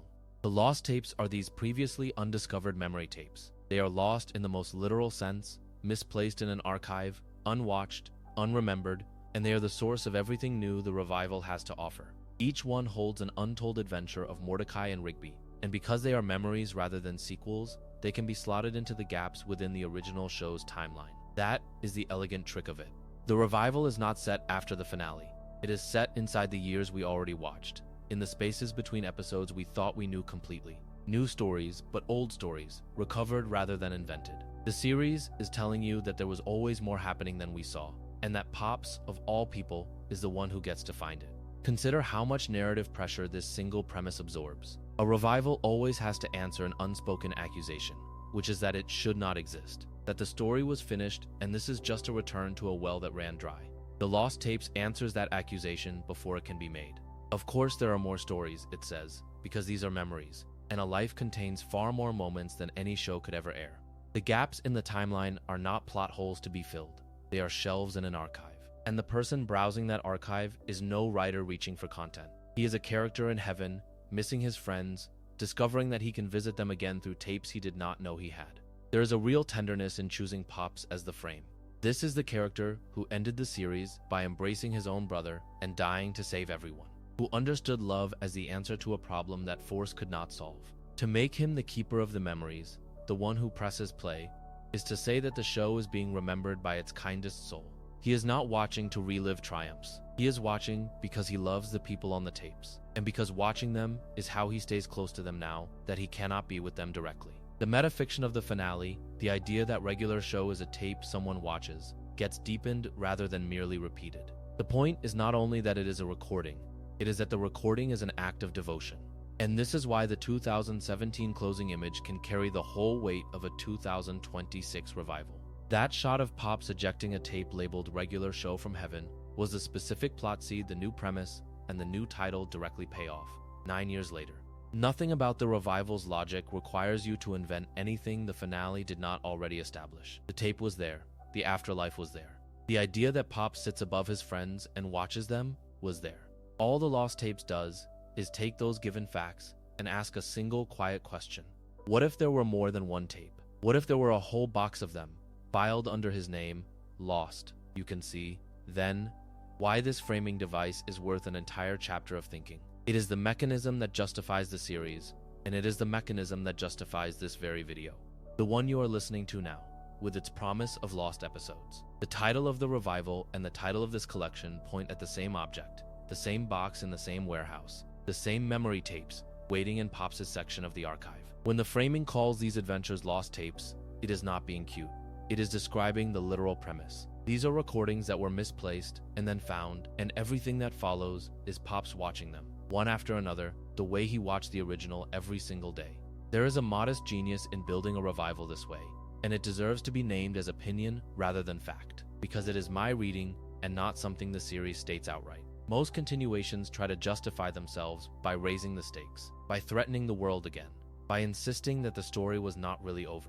The Lost Tapes does the opposite. It insists that the story is completely over, that Pops truly died, that the finale truly happened, and it finds its new life in memory rather than denial. It does not reopen the story so much as reopen the archive. That distinction is the whole thing. A dead show and a box of tapes make no contradiction. They are the same situation seen from heaven, and the revival simply trusts that a man who loved his friends enough to die for them would also love them enough to keep watching. So when you hear this collection described as lost episodes, understand what that phrase is actually built on. It reaches back to a single frame from 2017, a tape ejected in heaven, and it treats that frame as an instruction rather than a goodbye. Find the other tapes, play them, let Pops watch his friends a little longer. That is the premise, whole and self-justifying, and it is why the door the finale left ajar was never really an ending at all. Every long-running show eventually faces a certain story problem, and regular show faced it more directly than most. When a series ends, its world does not so much conclude as freeze. Everything that ever happened inside it has already happened, and the audience carries the whole of it in memory, closed and complete. So when a revival wants to tell new stories set inside that same finished world, it has to answer a question that sounds simple and is not. Where do these stories come from if the original run already showed us everything? The premiere of The Lost Tapes does not dodge that question. It builds the entire show around it. Consider where the episode chooses to begin. It opens in heaven, after the end, rather than in the park with Mordecai and Rigby at their old jobs. Pops now resides in the afterlife, following the events of the original series finale, and when we find him, he is simply enjoying it, the whole warm expanse of the place set to Electric Light Orchestra and their song Mr. Blue Sky, surrounded by other deceased members of the cast. It is a strange and gentle way to reintroduce a comedy. The show has decided that the natural home for its new stories is on the far side of everything, in the one location from which a person can look back at an entire life at once. And the episode gives that looking back a literal shape. In the world of The Lost Tapes, when a person dies and goes to heaven, they are handed a VHS tape. On that tape is every memory they have, the whole of their existence recorded and playable. Think about what that object is doing inside the story. It turns memory into a physical thing, something you can hold, rewind, and, crucially, break. Pops has such a tape. His own life with Mordecai and Rigby wound onto it, and the premiere gives him the one accident that this premise was clearly built to deliver. His memory tape breaks. What follows is the mechanism the entire series will run on. Pops cannot repair the broken tape. He cannot find a replacement copy of it. His own memories, in the form that let him replay them, are gone. But in searching, he discovers something he did not expect. A bin full of footage he has never seen before. Previously unseen tapes of Mordecai and Rigby, labeled as lost tapes. This is the answer to the question the revival needed to solve. The new stories are not being invented after the fact and pretended into the past. Within the fiction, they are found footage, moments that supposedly happened during the original run and were simply never watched until now. The series has written itself a permission slip. Anything it wants to tell can be a tape Pops pulls from that bin. It is a clever piece of design, and it is worth sitting with how neatly it solves the revival's oldest trap. A returning show usually has to either continue past the ending, which risks undoing the finale's weight, or slot new episodes into the middle of the timeline, which can feel like clutter added to a completed shelf. The Lost Tapes chooses the second path, but reframes it. These are not additions to the record. They are recoveries from it. The premiere asks you to believe that the original run was only ever the tapes that happened to be played, and that the bin held more all along. Whether that belief holds up across 40 episodes is a separate matter, but as a founding rule, it is elegant, and it gives Pops, of all characters, the role of the one who watches. The gentlest figure in the show becomes its projectionist. The premiere does not leave that premise unthreatened, and this is the part that gives the framing device its small charge of stakes. Pops comes into conflict with a character named Mr. Jamft. Jamft is trying to convince the deceased to give up their memory tapes, so that those memories can be uploaded to a streaming service. And in the process of that, uploading the original tapes are destroyed. Set that against everything the episode has just built. Pops has lost his own tape and found comfort in a bin of physical footage, and now a figure moves through the afterlife, arguing that the physical copies should be surrendered and dissolved into a stream. The conflict is drawn in the plainest possible terms. The tape against the upload. The thing you can hold against the thing that lives on a server. You do not have to strain to hear the show commenting, lightly, on its own situation. A series about found VH tapes, arriving in a world that no longer keeps tapes at all. The premiere lets that irony sit without underlining it too hard, which is the correct instinct. Then, having established all of this, the episode does the thing it was always going to do. It plays one of the tapes. The premiere carries a double title, Fix That Tape for the Afterlife frame, and Skips' Luau for the tape itself. And the second half is a story of exactly the shape the framing promised. A small park misadventure that could have aired at any point during the original run and would not have looked out of place. This is the first proof of concept. If the Lost Tapes idea is going to work, the tapes have to feel like the real thing. And so the premiere spends its second half simply being an ordinary regular show episode, watched from the far side of death. The story it plays is built out of the series' oldest engine, which is Mordecai and Rigby failing at a chore as elaborately as possible. They wreck the park cart. Benson responds by banning them from using anything with wheels, which is the kind of oddly specific punishment the original run loved. A rule that sounds arbitrary until you watch the two of them try to obey it. Still needing to finish the trash run, and needing to finish it in time for Skips to hold a luau, they build a hovercraft. And the hovercraft does not come from a workshop or a stroke of engineering genius. It comes from a mail and pudding box promotion, the sort of cereal and snack mail-away offer that belongs entirely to the show's slightly dated, slightly magical version of the world. They technically follow Benson's rule. A hovercraft has no wheels. That gap between the letter of the band and its spirit is the whole joke, and it is a very regular show joke. From there, the tape escalates the way these stories always escalated, by having the outside world take the boys' nonsense far too seriously. An FBI agent sees the homemade hovercraft and mistakes it for an alien craft. What began as a trash run becomes a chase, and the chase does what chases in this series do. It destroys the thing that started it. The hovercraft is wrecked. Skips' Luau, the whole reason for the errand, is wrecked along with it. The errand fails at exactly the moment it was meant to succeed, which is the structure the original run returned to again and again. The small goal swallowed by the enormous consequence. And yet the premiere remembers the other half of that structure, the part that kept the series from turning sour. Despite the luau being ruined, Mordecai and Rigby do get to taste Skips' pineapple burgers, and Mordecai says of the whole disaster in his own words that it was worth it. That single line is doing a lot of quiet work. It is the show telling you that these stories were never really about whether the chore got done. They were about the two of them getting the one good thing at the end, the burger, the small reward, and deciding together that the wreckage was a fair price. If you want to know whether the Lost Tapes can reproduce the real feeling of the original run, rather than only its plot shapes, that line is where you look. The tone survives the translation.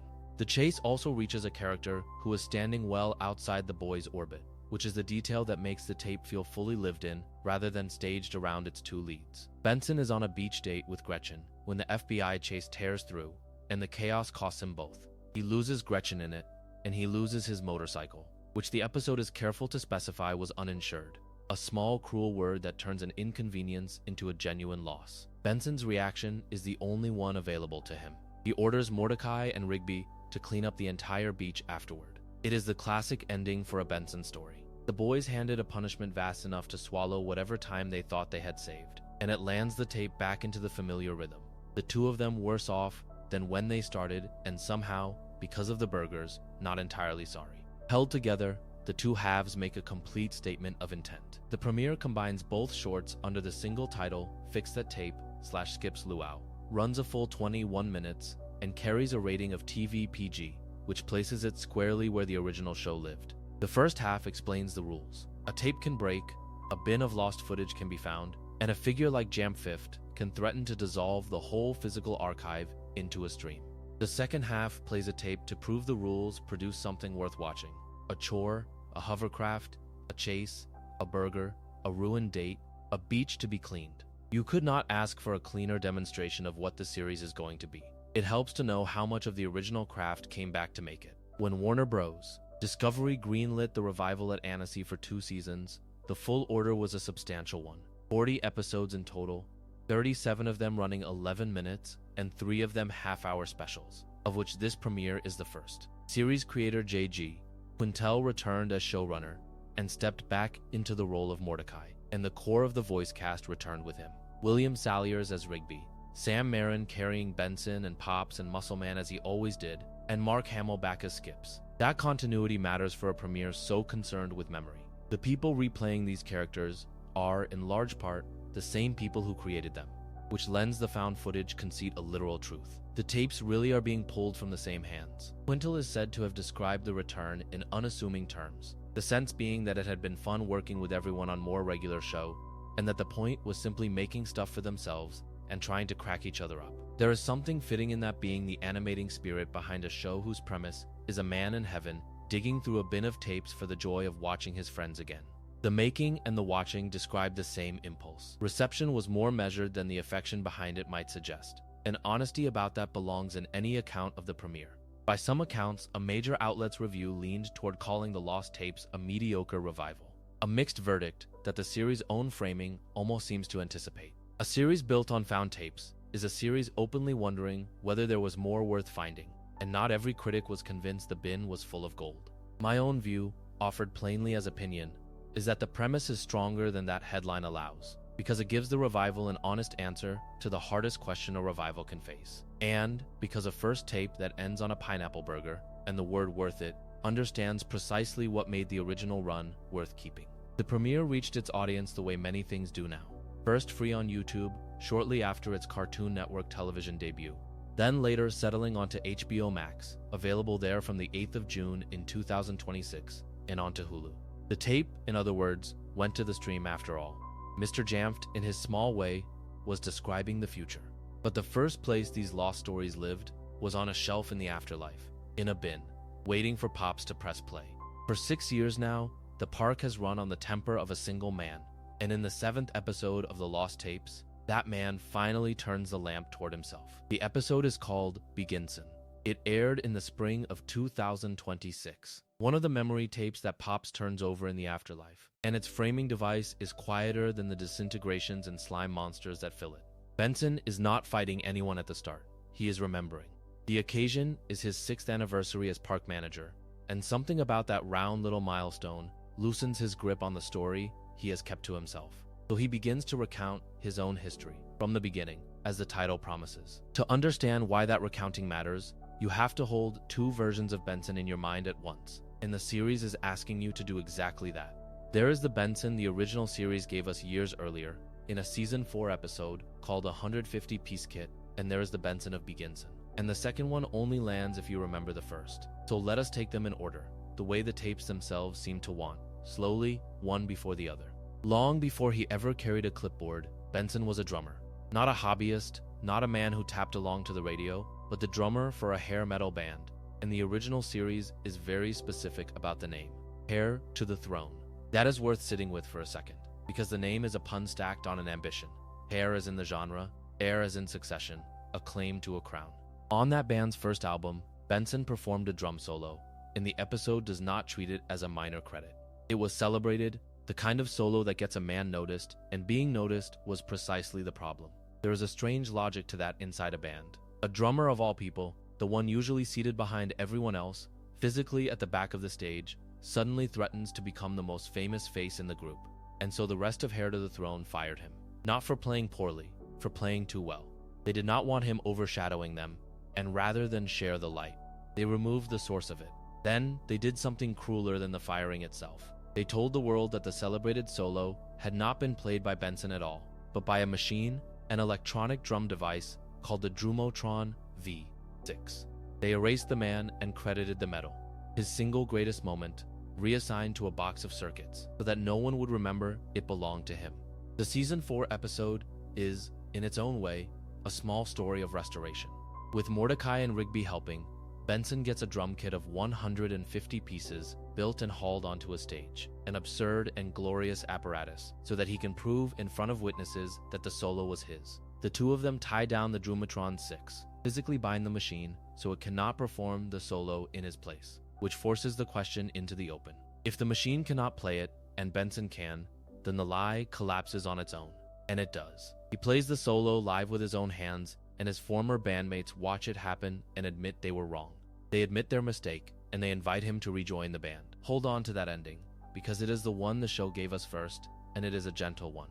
The men who wronged him repent. The door reopens. In the world of a 150-piece kit, Benson's exile from music is a wound that gets to heal, or at least gets the chance to. He is offered his old life back. Whether he takes it is almost beside the point. What matters is that the story extended him grace, the grace of being believed. Now set that beside Beginson, and notice how differently the revival tells the same loss. The lost tapes returns to the firing, but it does not linger on the injustice of the drum machine or the pettiness of jealous bandmates. It simply establishes the fact that his time as a rock drummer ended, and that he was forcefully kicked out of his band. Where the original episode built a whole comedy of vindication around that ejection, the revival treats it as the closing of a door, plain and final, the before to a very different after. And here the two Bensons meet, because the man who lost the band is the same man who, 6 years before the events of this episode, walks into a park with nowhere left to go. Someone takes him in. That someone is Pops. In Beginson, after Benson loses his place in the band, it is Pops who takes him in and gives him the job, the park director role, a place to stand when the stage has been pulled out from under him. Trace the shape of that. The same Pops who narrates all of these tapes from the afterlife, the gentle soul who sacrificed himself in the original finale against Anti-Pops, is here revealed as the hand that caught Benson at the lowest moment of his life. The framing device and the memory fold into each other. Pops is remembering the day he saved the man who would go on to run his park, and he is remembering it kindly, because that is the only way Pops remembers anything. But a job is not empty when you arrive. Someone held it before you, and this is where Beginson turns from a story of rescue into something darker, which is the promise the chapter has been building toward. The manager immediately before Benson was a figure named Talks, and Talks is drawn as everything a park manager should not be. He held the job and did it poorly. Worse than poorly, he refused to make any effort at all while continuing to collect a paycheck. Picture that arrangement for a moment. A park slowly going to seed under a man who has decided that the salary is the only part of the work he intends to participate in.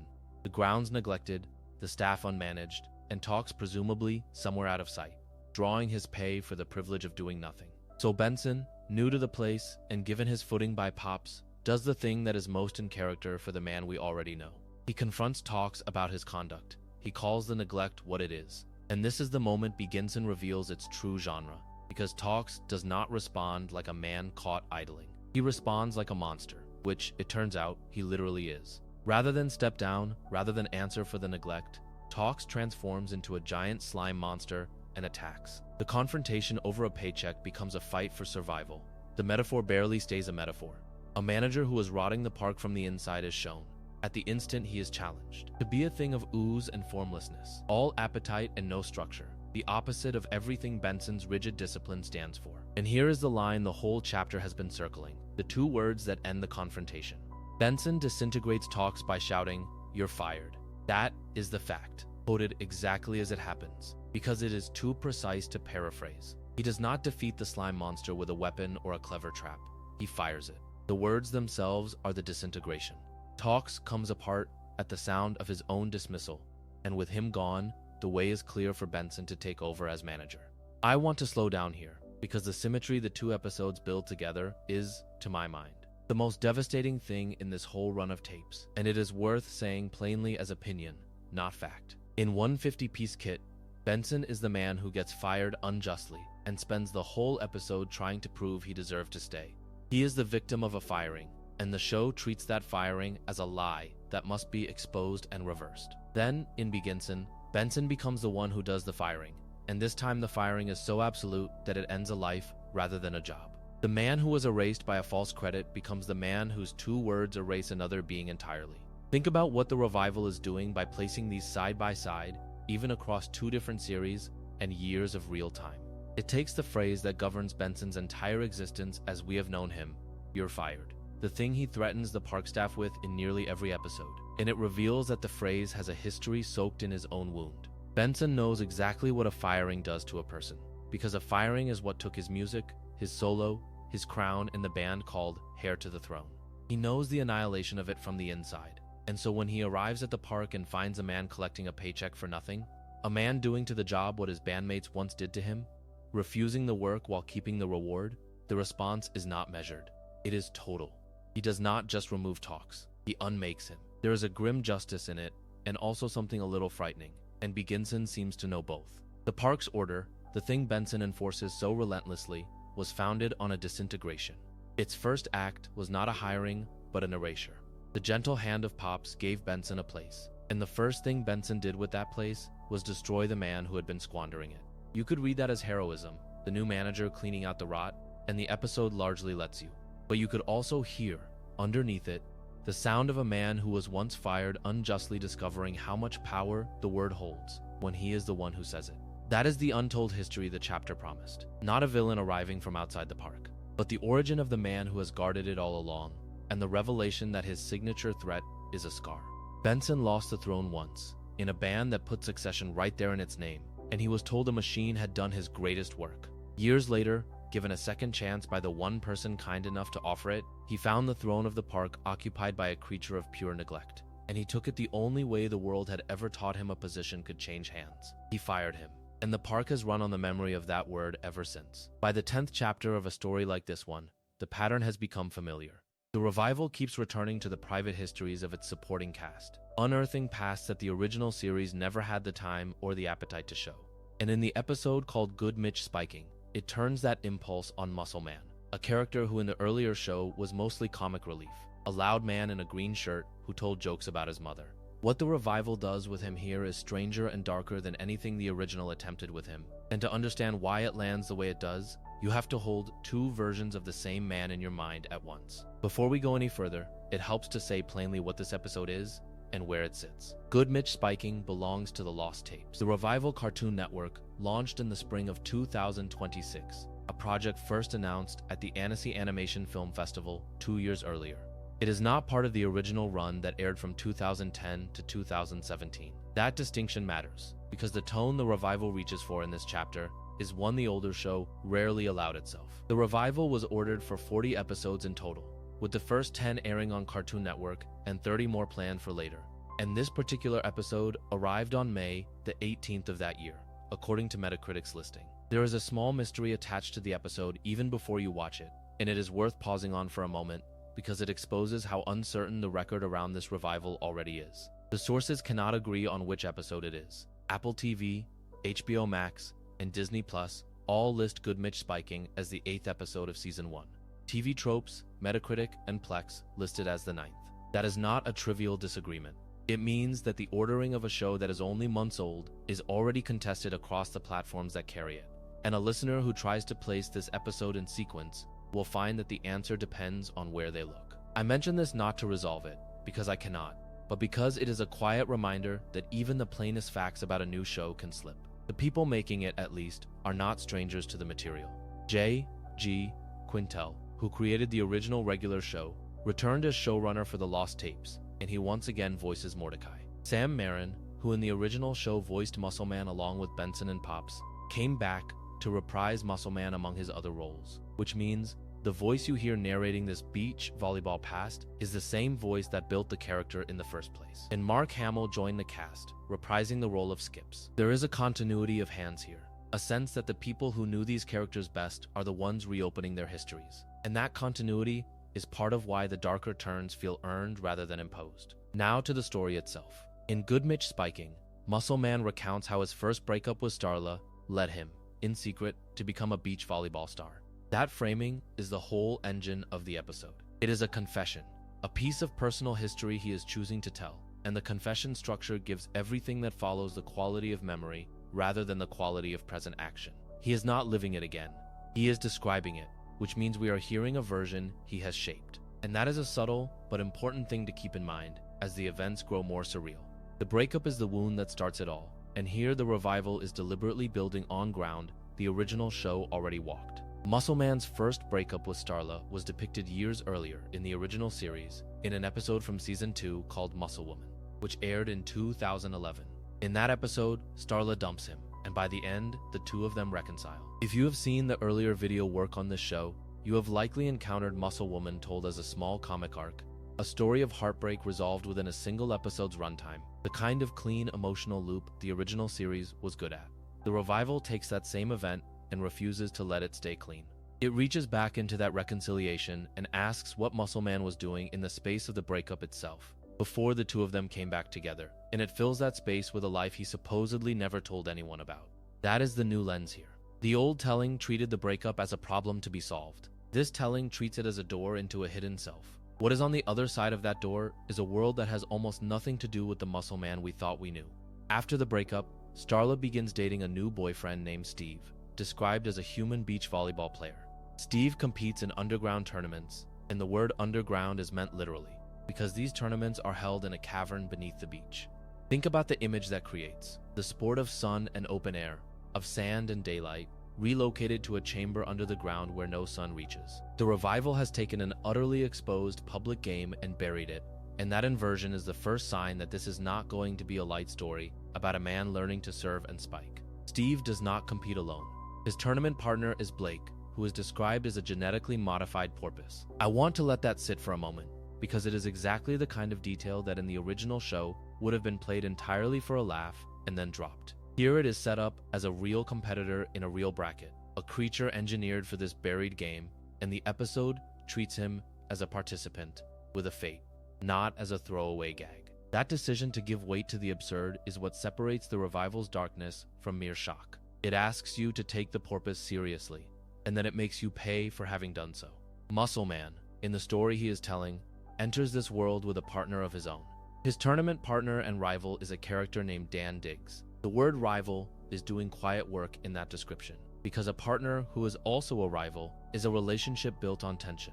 Two men bound together by the game and set against each other by it at the same time. The episode does not resolve that tension in the ordinary way, and when it finally reveals what Dan Diggs actually is, the whole shape of Muscle Man's supposed triumph shifts underneath him. The tournament builds toward a final match, and the setting of that final match is where the episode commits fully to its darkest register. The final is held in a pit of quicksand, not on sand that a player might dive across, but in a pit that swallows. And during that match, Blake, the genetically modified porpoise, sinks and dies. This is the moment the episode has been walking toward, and the way it stages the death is the most disturbing thing in the whole chapter, because Blake does not die silently and ignored by accident. He has a translator, a character whose role is to render Blake's sounds into words the others can understand.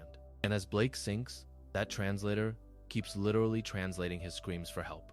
He does not intervene. He voices the cries, one after another, and he offers as his reason that his job is only to translate. He treats the boundary of his role as more binding than the life in front of him.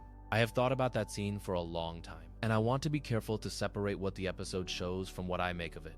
Because the rule I hold myself to is that every concrete claim traces back to what actually happens on screen. What happens is simple to state and hard to sit with. A creature drowns in quicksand.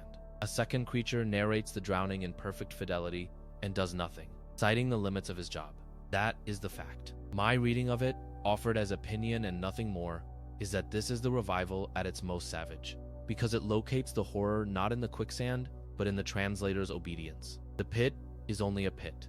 The translator is a mind that has decided the shape of its duty is more important than the person it is speaking for, and it keeps performing that duty flawlessly, while a death completes itself in front of him. There is something almost unbearable in the idea of help being spoken aloud accurately by someone who will not give it. And then, having shown you a death, the episode delivers its twist, and the twist reframes the rival muscle man has been measuring himself against for the entire story. Dan Diggs, it turns out, is a ghost. Steve is the one who explains it, and the explanation he gives is that Diggs once lost an earlier tournament so badly that, in his words, in effect, the loss drove his soul out of his body. The episode does not give us that earlier tournament. It only gives us the aftermath, a competitor so hollowed by defeat that what remains of him is playing on without a living self inside it. Muscle Man's partner and rival, the figure against whom his whole secret career was defined, was never fully there at all.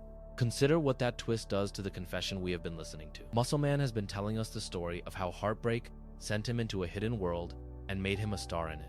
But the world he describes is a cavern beneath the beach, where the sun does not reach, the sport is played in a pit that drowns its players, the losing is severe enough to separate a soul from a body, and the one figure who could have saved a dying competitor chose instead to describe the dying with professional accuracy. This is a portrait of ambition as something that costs more than it returns. The revival has taken a man the original show used mainly to make us laugh, and given him a past in which winning and losing both look like forms of damage. And it has done so by reaching into the exact gap left by Muscle Woman, the Season 2 episode where his breakup with Starla was first shown and then healed within 22 minutes. That is the connection I keep returning to. In 2011, the original series told us that Muscle Man was dumped by Starla, and that the two of them reconciled by the end of the episode. It was a closed loop, warm and small. 15 years later, in real time, the revival returns to that same loop and pries it open, and it plants inside the space of the breakup a story of buried tournaments, engineered porpoises,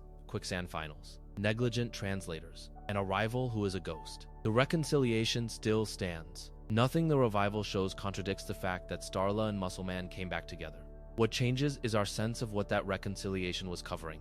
The revival suggests that between the dumping and the reunion there was a whole hidden life, and that the man who came back to Starla had already seen someone drown, and had already competed against the dead. Whether you find that persuasive as a piece of character work will depend on how much weight you think a comic character can bear. My own view, offered as opinion, is that the episode works precisely because Sam Marin is speaking the confession in the same voice he gave the character in the first place. There is no distance between the clown we remember and the man describing the cavern. It is the same throat, the same cadence, telling us that the loud jokes we laughed at for years sat on top of a story he never chose to share until now.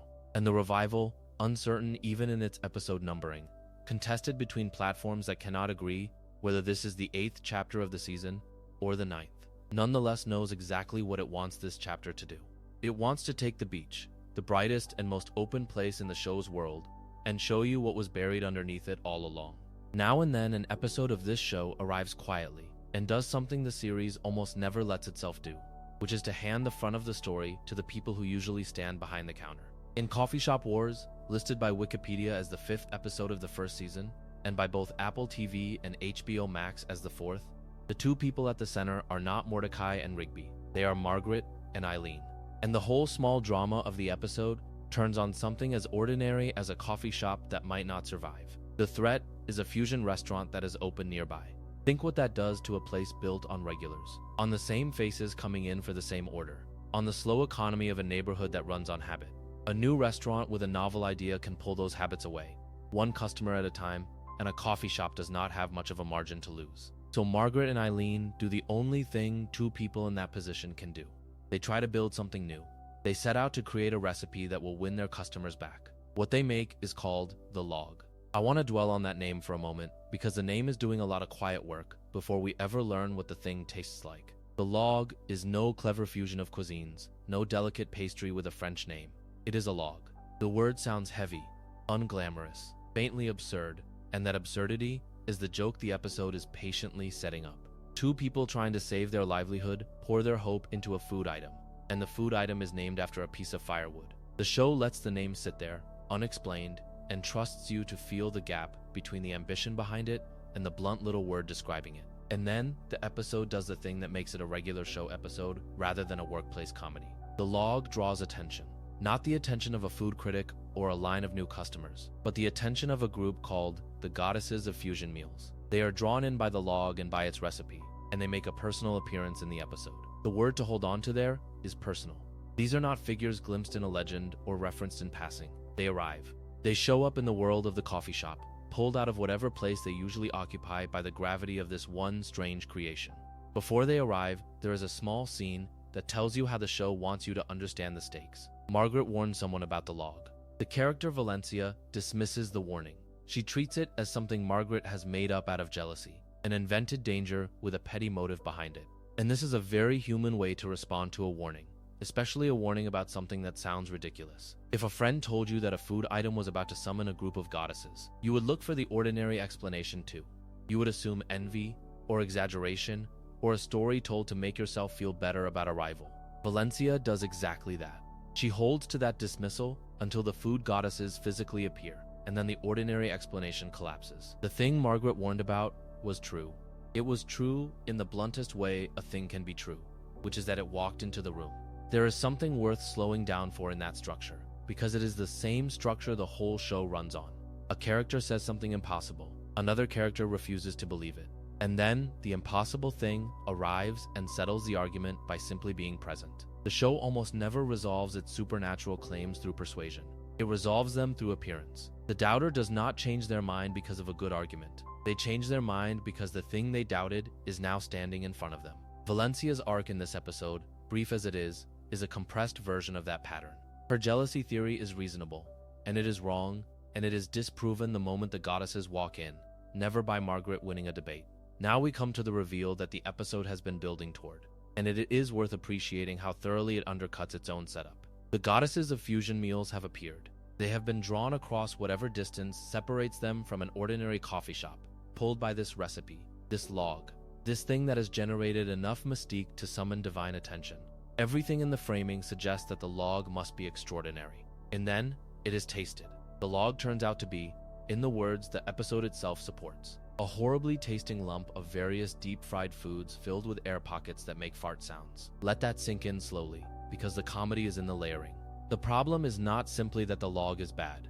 It is that the log is bad in the most juvenile way imaginable. A lump of deep-fried foods, undignified on its own, made worse by air pockets. And those air pockets do not merely exist. They make fart sounds. The thing that summoned goddesses is, at its core, a fart joke shaped like a log. The episode spends its whole first half elevating this creation into an object of legend, and then reveals it to be exactly the kind of gross gag a 10-year-old would invent. The distance between the build-up and the payoff is the entire joke, and the goddesses respond the way anyone would.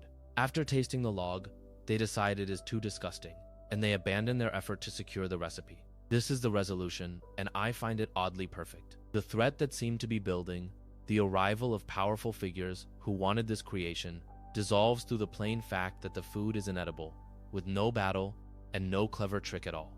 The goddesses taste it, recoil, and leave. There is no need to defeat them. The log defeats itself. The very thing that drew them in is the thing that drives them off, because the mystique was never matched by the taste. There is a strange kind of relief in an ending like that. The show sets up a conflict with supernatural stakes, and then resolves it by admitting that the object at the center of the conflict is worthless. Margaret and Eileen do not have to win a war of recipes. They only have to survive the discovery that their creation is a lump of fried air. The goddesses want the recipe until they taste what the recipe produces, and then they want nothing to do with it. The whole escalation deflates, appropriately, given that the food is full of pockets that deflate audibly. What stays with me about Coffee Shop Wars is not the goddesses and not the log itself, but the choice to build the episode around Margaret and Eileen at all. Fans watching the episode have made this point themselves. They have noted that the story centers on those two rather than on Mordecai and Rigby, and found it fun to see the show push its side characters to the front. That phrase is worth holding on to, because it describes something the original series only did occasionally and always to good effect. The people who usually exist to react to the main characters, to serve the coffee and roll their eyes at the antics, are given a plot of their own, a livelihood to protect, a creation to be proud of and then embarrassed by. And the show treats their small business war with the same surreal machinery it would bring to any adventure the leads might have. Goddesses appear for them. A supernatural threat gathers around their coffee shop. The universe takes them seriously enough to send its stranger inhabitants to their door.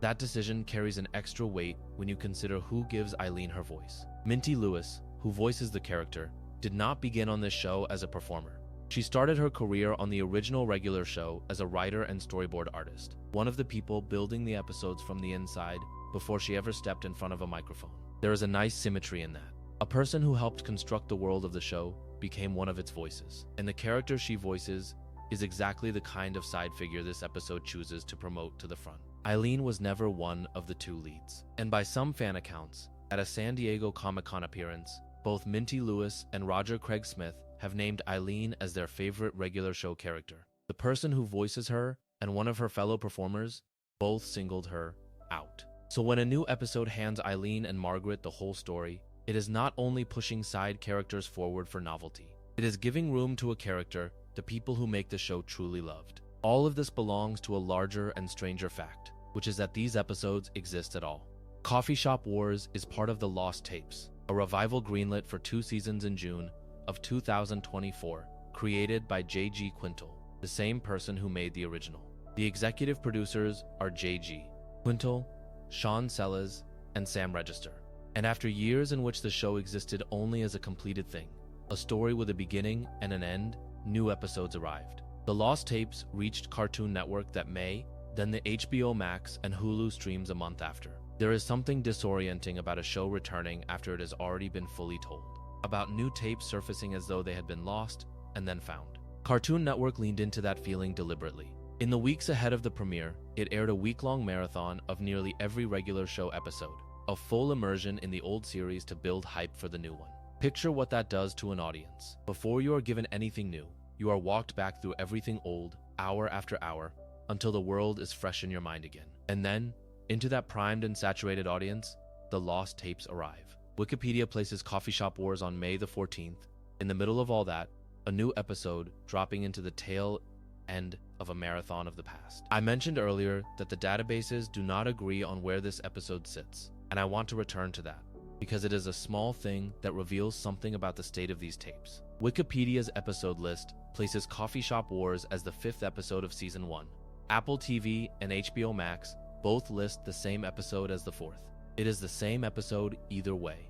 The same log, the same goddesses, the same Valencia refusing to believe until belief is forced on her. But its position in the season is recorded differently depending on where you look. For a revival built around the idea of lost tapes, of recovered material surfacing after the fact, there is an odd fittingness to the numbering itself being uncertain, as though even the people cataloging these episodes cannot quite agree on the order in which they were found. And so the episode sits there, a small self-contained story about 2 people trying to keep a coffee shop alive, resolved by the discovery that their salvation was a lump of fried air that makes rude noises. The goddesses came and went. Valencia learned that the warning was real.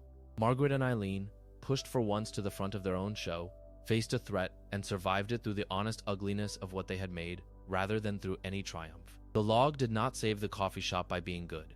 It saved it by being so bad that the forces gathering around it lost interest and left. There is a modest, deflating honesty in that, and it is the kind of ending the show has always been willing to give the people it puts at the center.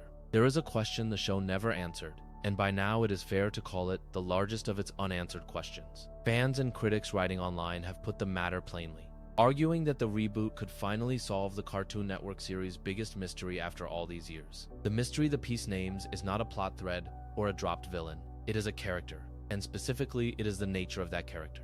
What is High Five Ghost? Was he ever alive? And why, of all the shapes a ghost might take, is his body a floating arm and a hand, drifting through the park as if it broke off from some larger body that was never shown? As far as anyone can tell, even after the original series ended, there is no consensus about what High Five Ghost is supposed to be. That absence of consensus is the point. The trouble is not that fans disagree over a stated answer. No answer was ever stated. To understand why a reboot could raise the question at all, you have to understand what the reboot is. The Lost Tapes was announced at the Annecy Animation Film Festival in 2024 and premiered on Cartoon Network in May of 2026, reaching HBO Max and Hulu the month after. Its structure is unusual, and the structure is what makes it a place where old mysteries can be revisited. The episodes are framed as VH tapes. Pops, now in the afterlife, discovers these tapes and watches them. And each tape plays back a lost story set at some different, non-linear point across the original show's timeline. Think about what that lets the writers do. They are not bound to move forward. They can reach back into any gap in the old chronology and fill it, which means any character who was left half-explained is suddenly reachable again. That is the promise. The reality so far is smaller than the promise, and the smallness is worth sitting with. As of today, only 10 episodes of the Lost Tapes have aired, all of them between the 11th and the 22nd of May. The next batch is not scheduled until the 19th of September. So the revival is real but young, a first handful of tapes with a long pause behind them, and inside that first handful the writers have already made choices about whose gaps to fill first. Those choices tell you something. Consider the 8th episode, titled Beginson. Its official one-line synopsis reads that Benson gets booted out of Heir to the Throne. What that reveals is a piece of Benson's past that the original series never spelled out, that before he became the manager of the park, before the clipboard and the temper and the endless firing threats, he was in a band. Heir to the Throne is the band, and the episode is built around him being pushed out of it. This is a backstory episode in the truest sense. It takes a character defined by his present function, the manager, the authority figure, and it asks where he came from before that function existed, and it answers. Benson was a musician first, and something went wrong, and the man we know grew out of what went wrong. The 9th episode does the same work for another character. Good Mitch Spiking gives Muscle Man his own origin, and it centers on his first breakup with Starla and on the way he threw himself into competitive beach volleyball as a means to win her back. Again, notice the shape. Muscle Man, in the old show, is the crude prankster, the man of 1,000 my mom jokes. And here the writers reach back to a younger version of him and find heartbreak and a desperate athletic scheme to fix it. The present character is explained by the past. The joke is given a wound underneath it. 2 of the first 10 episodes, then, are dedicated origin stories, one for Benson and one for Muscle Man. And here is the fact that this whole chapter turns on. Not one of the 10 episodes aired so far is a dedicated High Five Ghost backstory. The revival has proven, twice, that it is willing and able to build an entire tape around a single supporting character's origin. It has done so for the manager and for the muscle-bound prankster. It has not done so for the one character whose origin is the show's genuinely open mystery. Benson and Muscle Man were never mysteries in the way High Five Ghost is. We always knew, more or less, what they were. We did not know what he is, and the revival, given the exact tool that could tell us, has so far pointed that tool everywhere else. It would be easy to say the original series simply never cared about him, but that is not quite true either, and the near misses are part of what makes the gap ache. Go back to the Season 4 premiere, Exit 9B. Somewhere in that episode there is a flashback, and in the flashback High Five Ghost appears as a baby, and the baby is already a ghost, and he is being held by what looks like a human mother. Read that carefully, because it is the single glimpse the original show ever offered of where he began. A ghost infant in a human woman's arms. The frame explains neither how he came to be a ghost nor why. It simply shows him already being what he is, at the very start of his life, cradled by someone who does not appear to be one at all. The show raised the question and, in the same frame, declined to answer it. There is a second near miss, and it belongs to a different episode, so it has to be kept separate. New Bro on Campus, in Season 6, tells the story of how Muscle Man and High Five Ghost became friends back in high school. It even gives you the origin of the Crash Pit, the place where the two of them throw cars, which is one of those small institutions the show treated as sacred. But look at what the episode is actually about. The episode is about the friendship, about how these two became a pair. At no point is it about what High Five Ghost physically is. You can learn where the Crash Pit came from and walk away knowing no more than you did about the arm, the hand, the ghost. The episode answers a question nobody was losing sleep over and leaves the real one untouched. And then the finale, a regular epic final battle, which does something quietly astonishing with the character and still refuses the explanation. In it, High Five Ghost marries a human woman named Celia. The epilogue goes further and shows that the two of them have a son, and the son is also a ghost. Sit with the implication. Whatever High Five Ghost is, it can be passed on biologically. It is heritable. A human and a ghost can have a child, and the child inherits the ghost nature. That is a real piece of information about how his existence works, and yet it deepens the fog rather than lifting it. We now know the condition travels down a bloodline. We still do not know where the bloodline got it. That bloodline is not a one-way street forward. Either it runs backward too. Because High Five Ghost has an older brother. Low Five Ghost debuted back in Season 2, in the episode See You There, and he carries the same design, the same floating arm and hand, the same ghostly form. So whatever High Five Ghost is, his brother is it as well. It runs in the family. And this, more than anything, is why the mystery resists solving. If High Five Ghost were a singular accident, a one-off haunting, you could imagine a tidy origin. But he has a brother built the same way and a son built the same way, which means his nature is a family trait spanning at least 3 generations that the show let us see. Every new relative who shares the shape is one more data point and 0 additional answers. The pattern is clear. The cause is absent. There is one more layer to this, and it is the layer that makes the silence feel almost deliberate. The person who voices High Five Ghost is J.G. Quintel, the creator of the show, who also voices the lead character, Mordecai. Think about that arrangement. The one character whose in-universe nature is never explained is performed by the very man who invented the world and could, at any point, have chosen to explain him. Quintel gave High Five Ghost his voice and withheld his origin, and did so as the author with full authority to do otherwise. Whether that was a decision or simply a thing that never came up, the result is the same. The keeper of the answer is also the one who keeps it. Quintel returned for the revival, as did William Salyers and Sam Marin, and Mark Hamill confirmed he would reprise his role as Skips. So the people who could answer the question are back at the table. The voices are in the room. The framing device, those lost VH tapes that can reach into any corner of the timeline, is purpose-built to retrieve exactly this kind of buried story.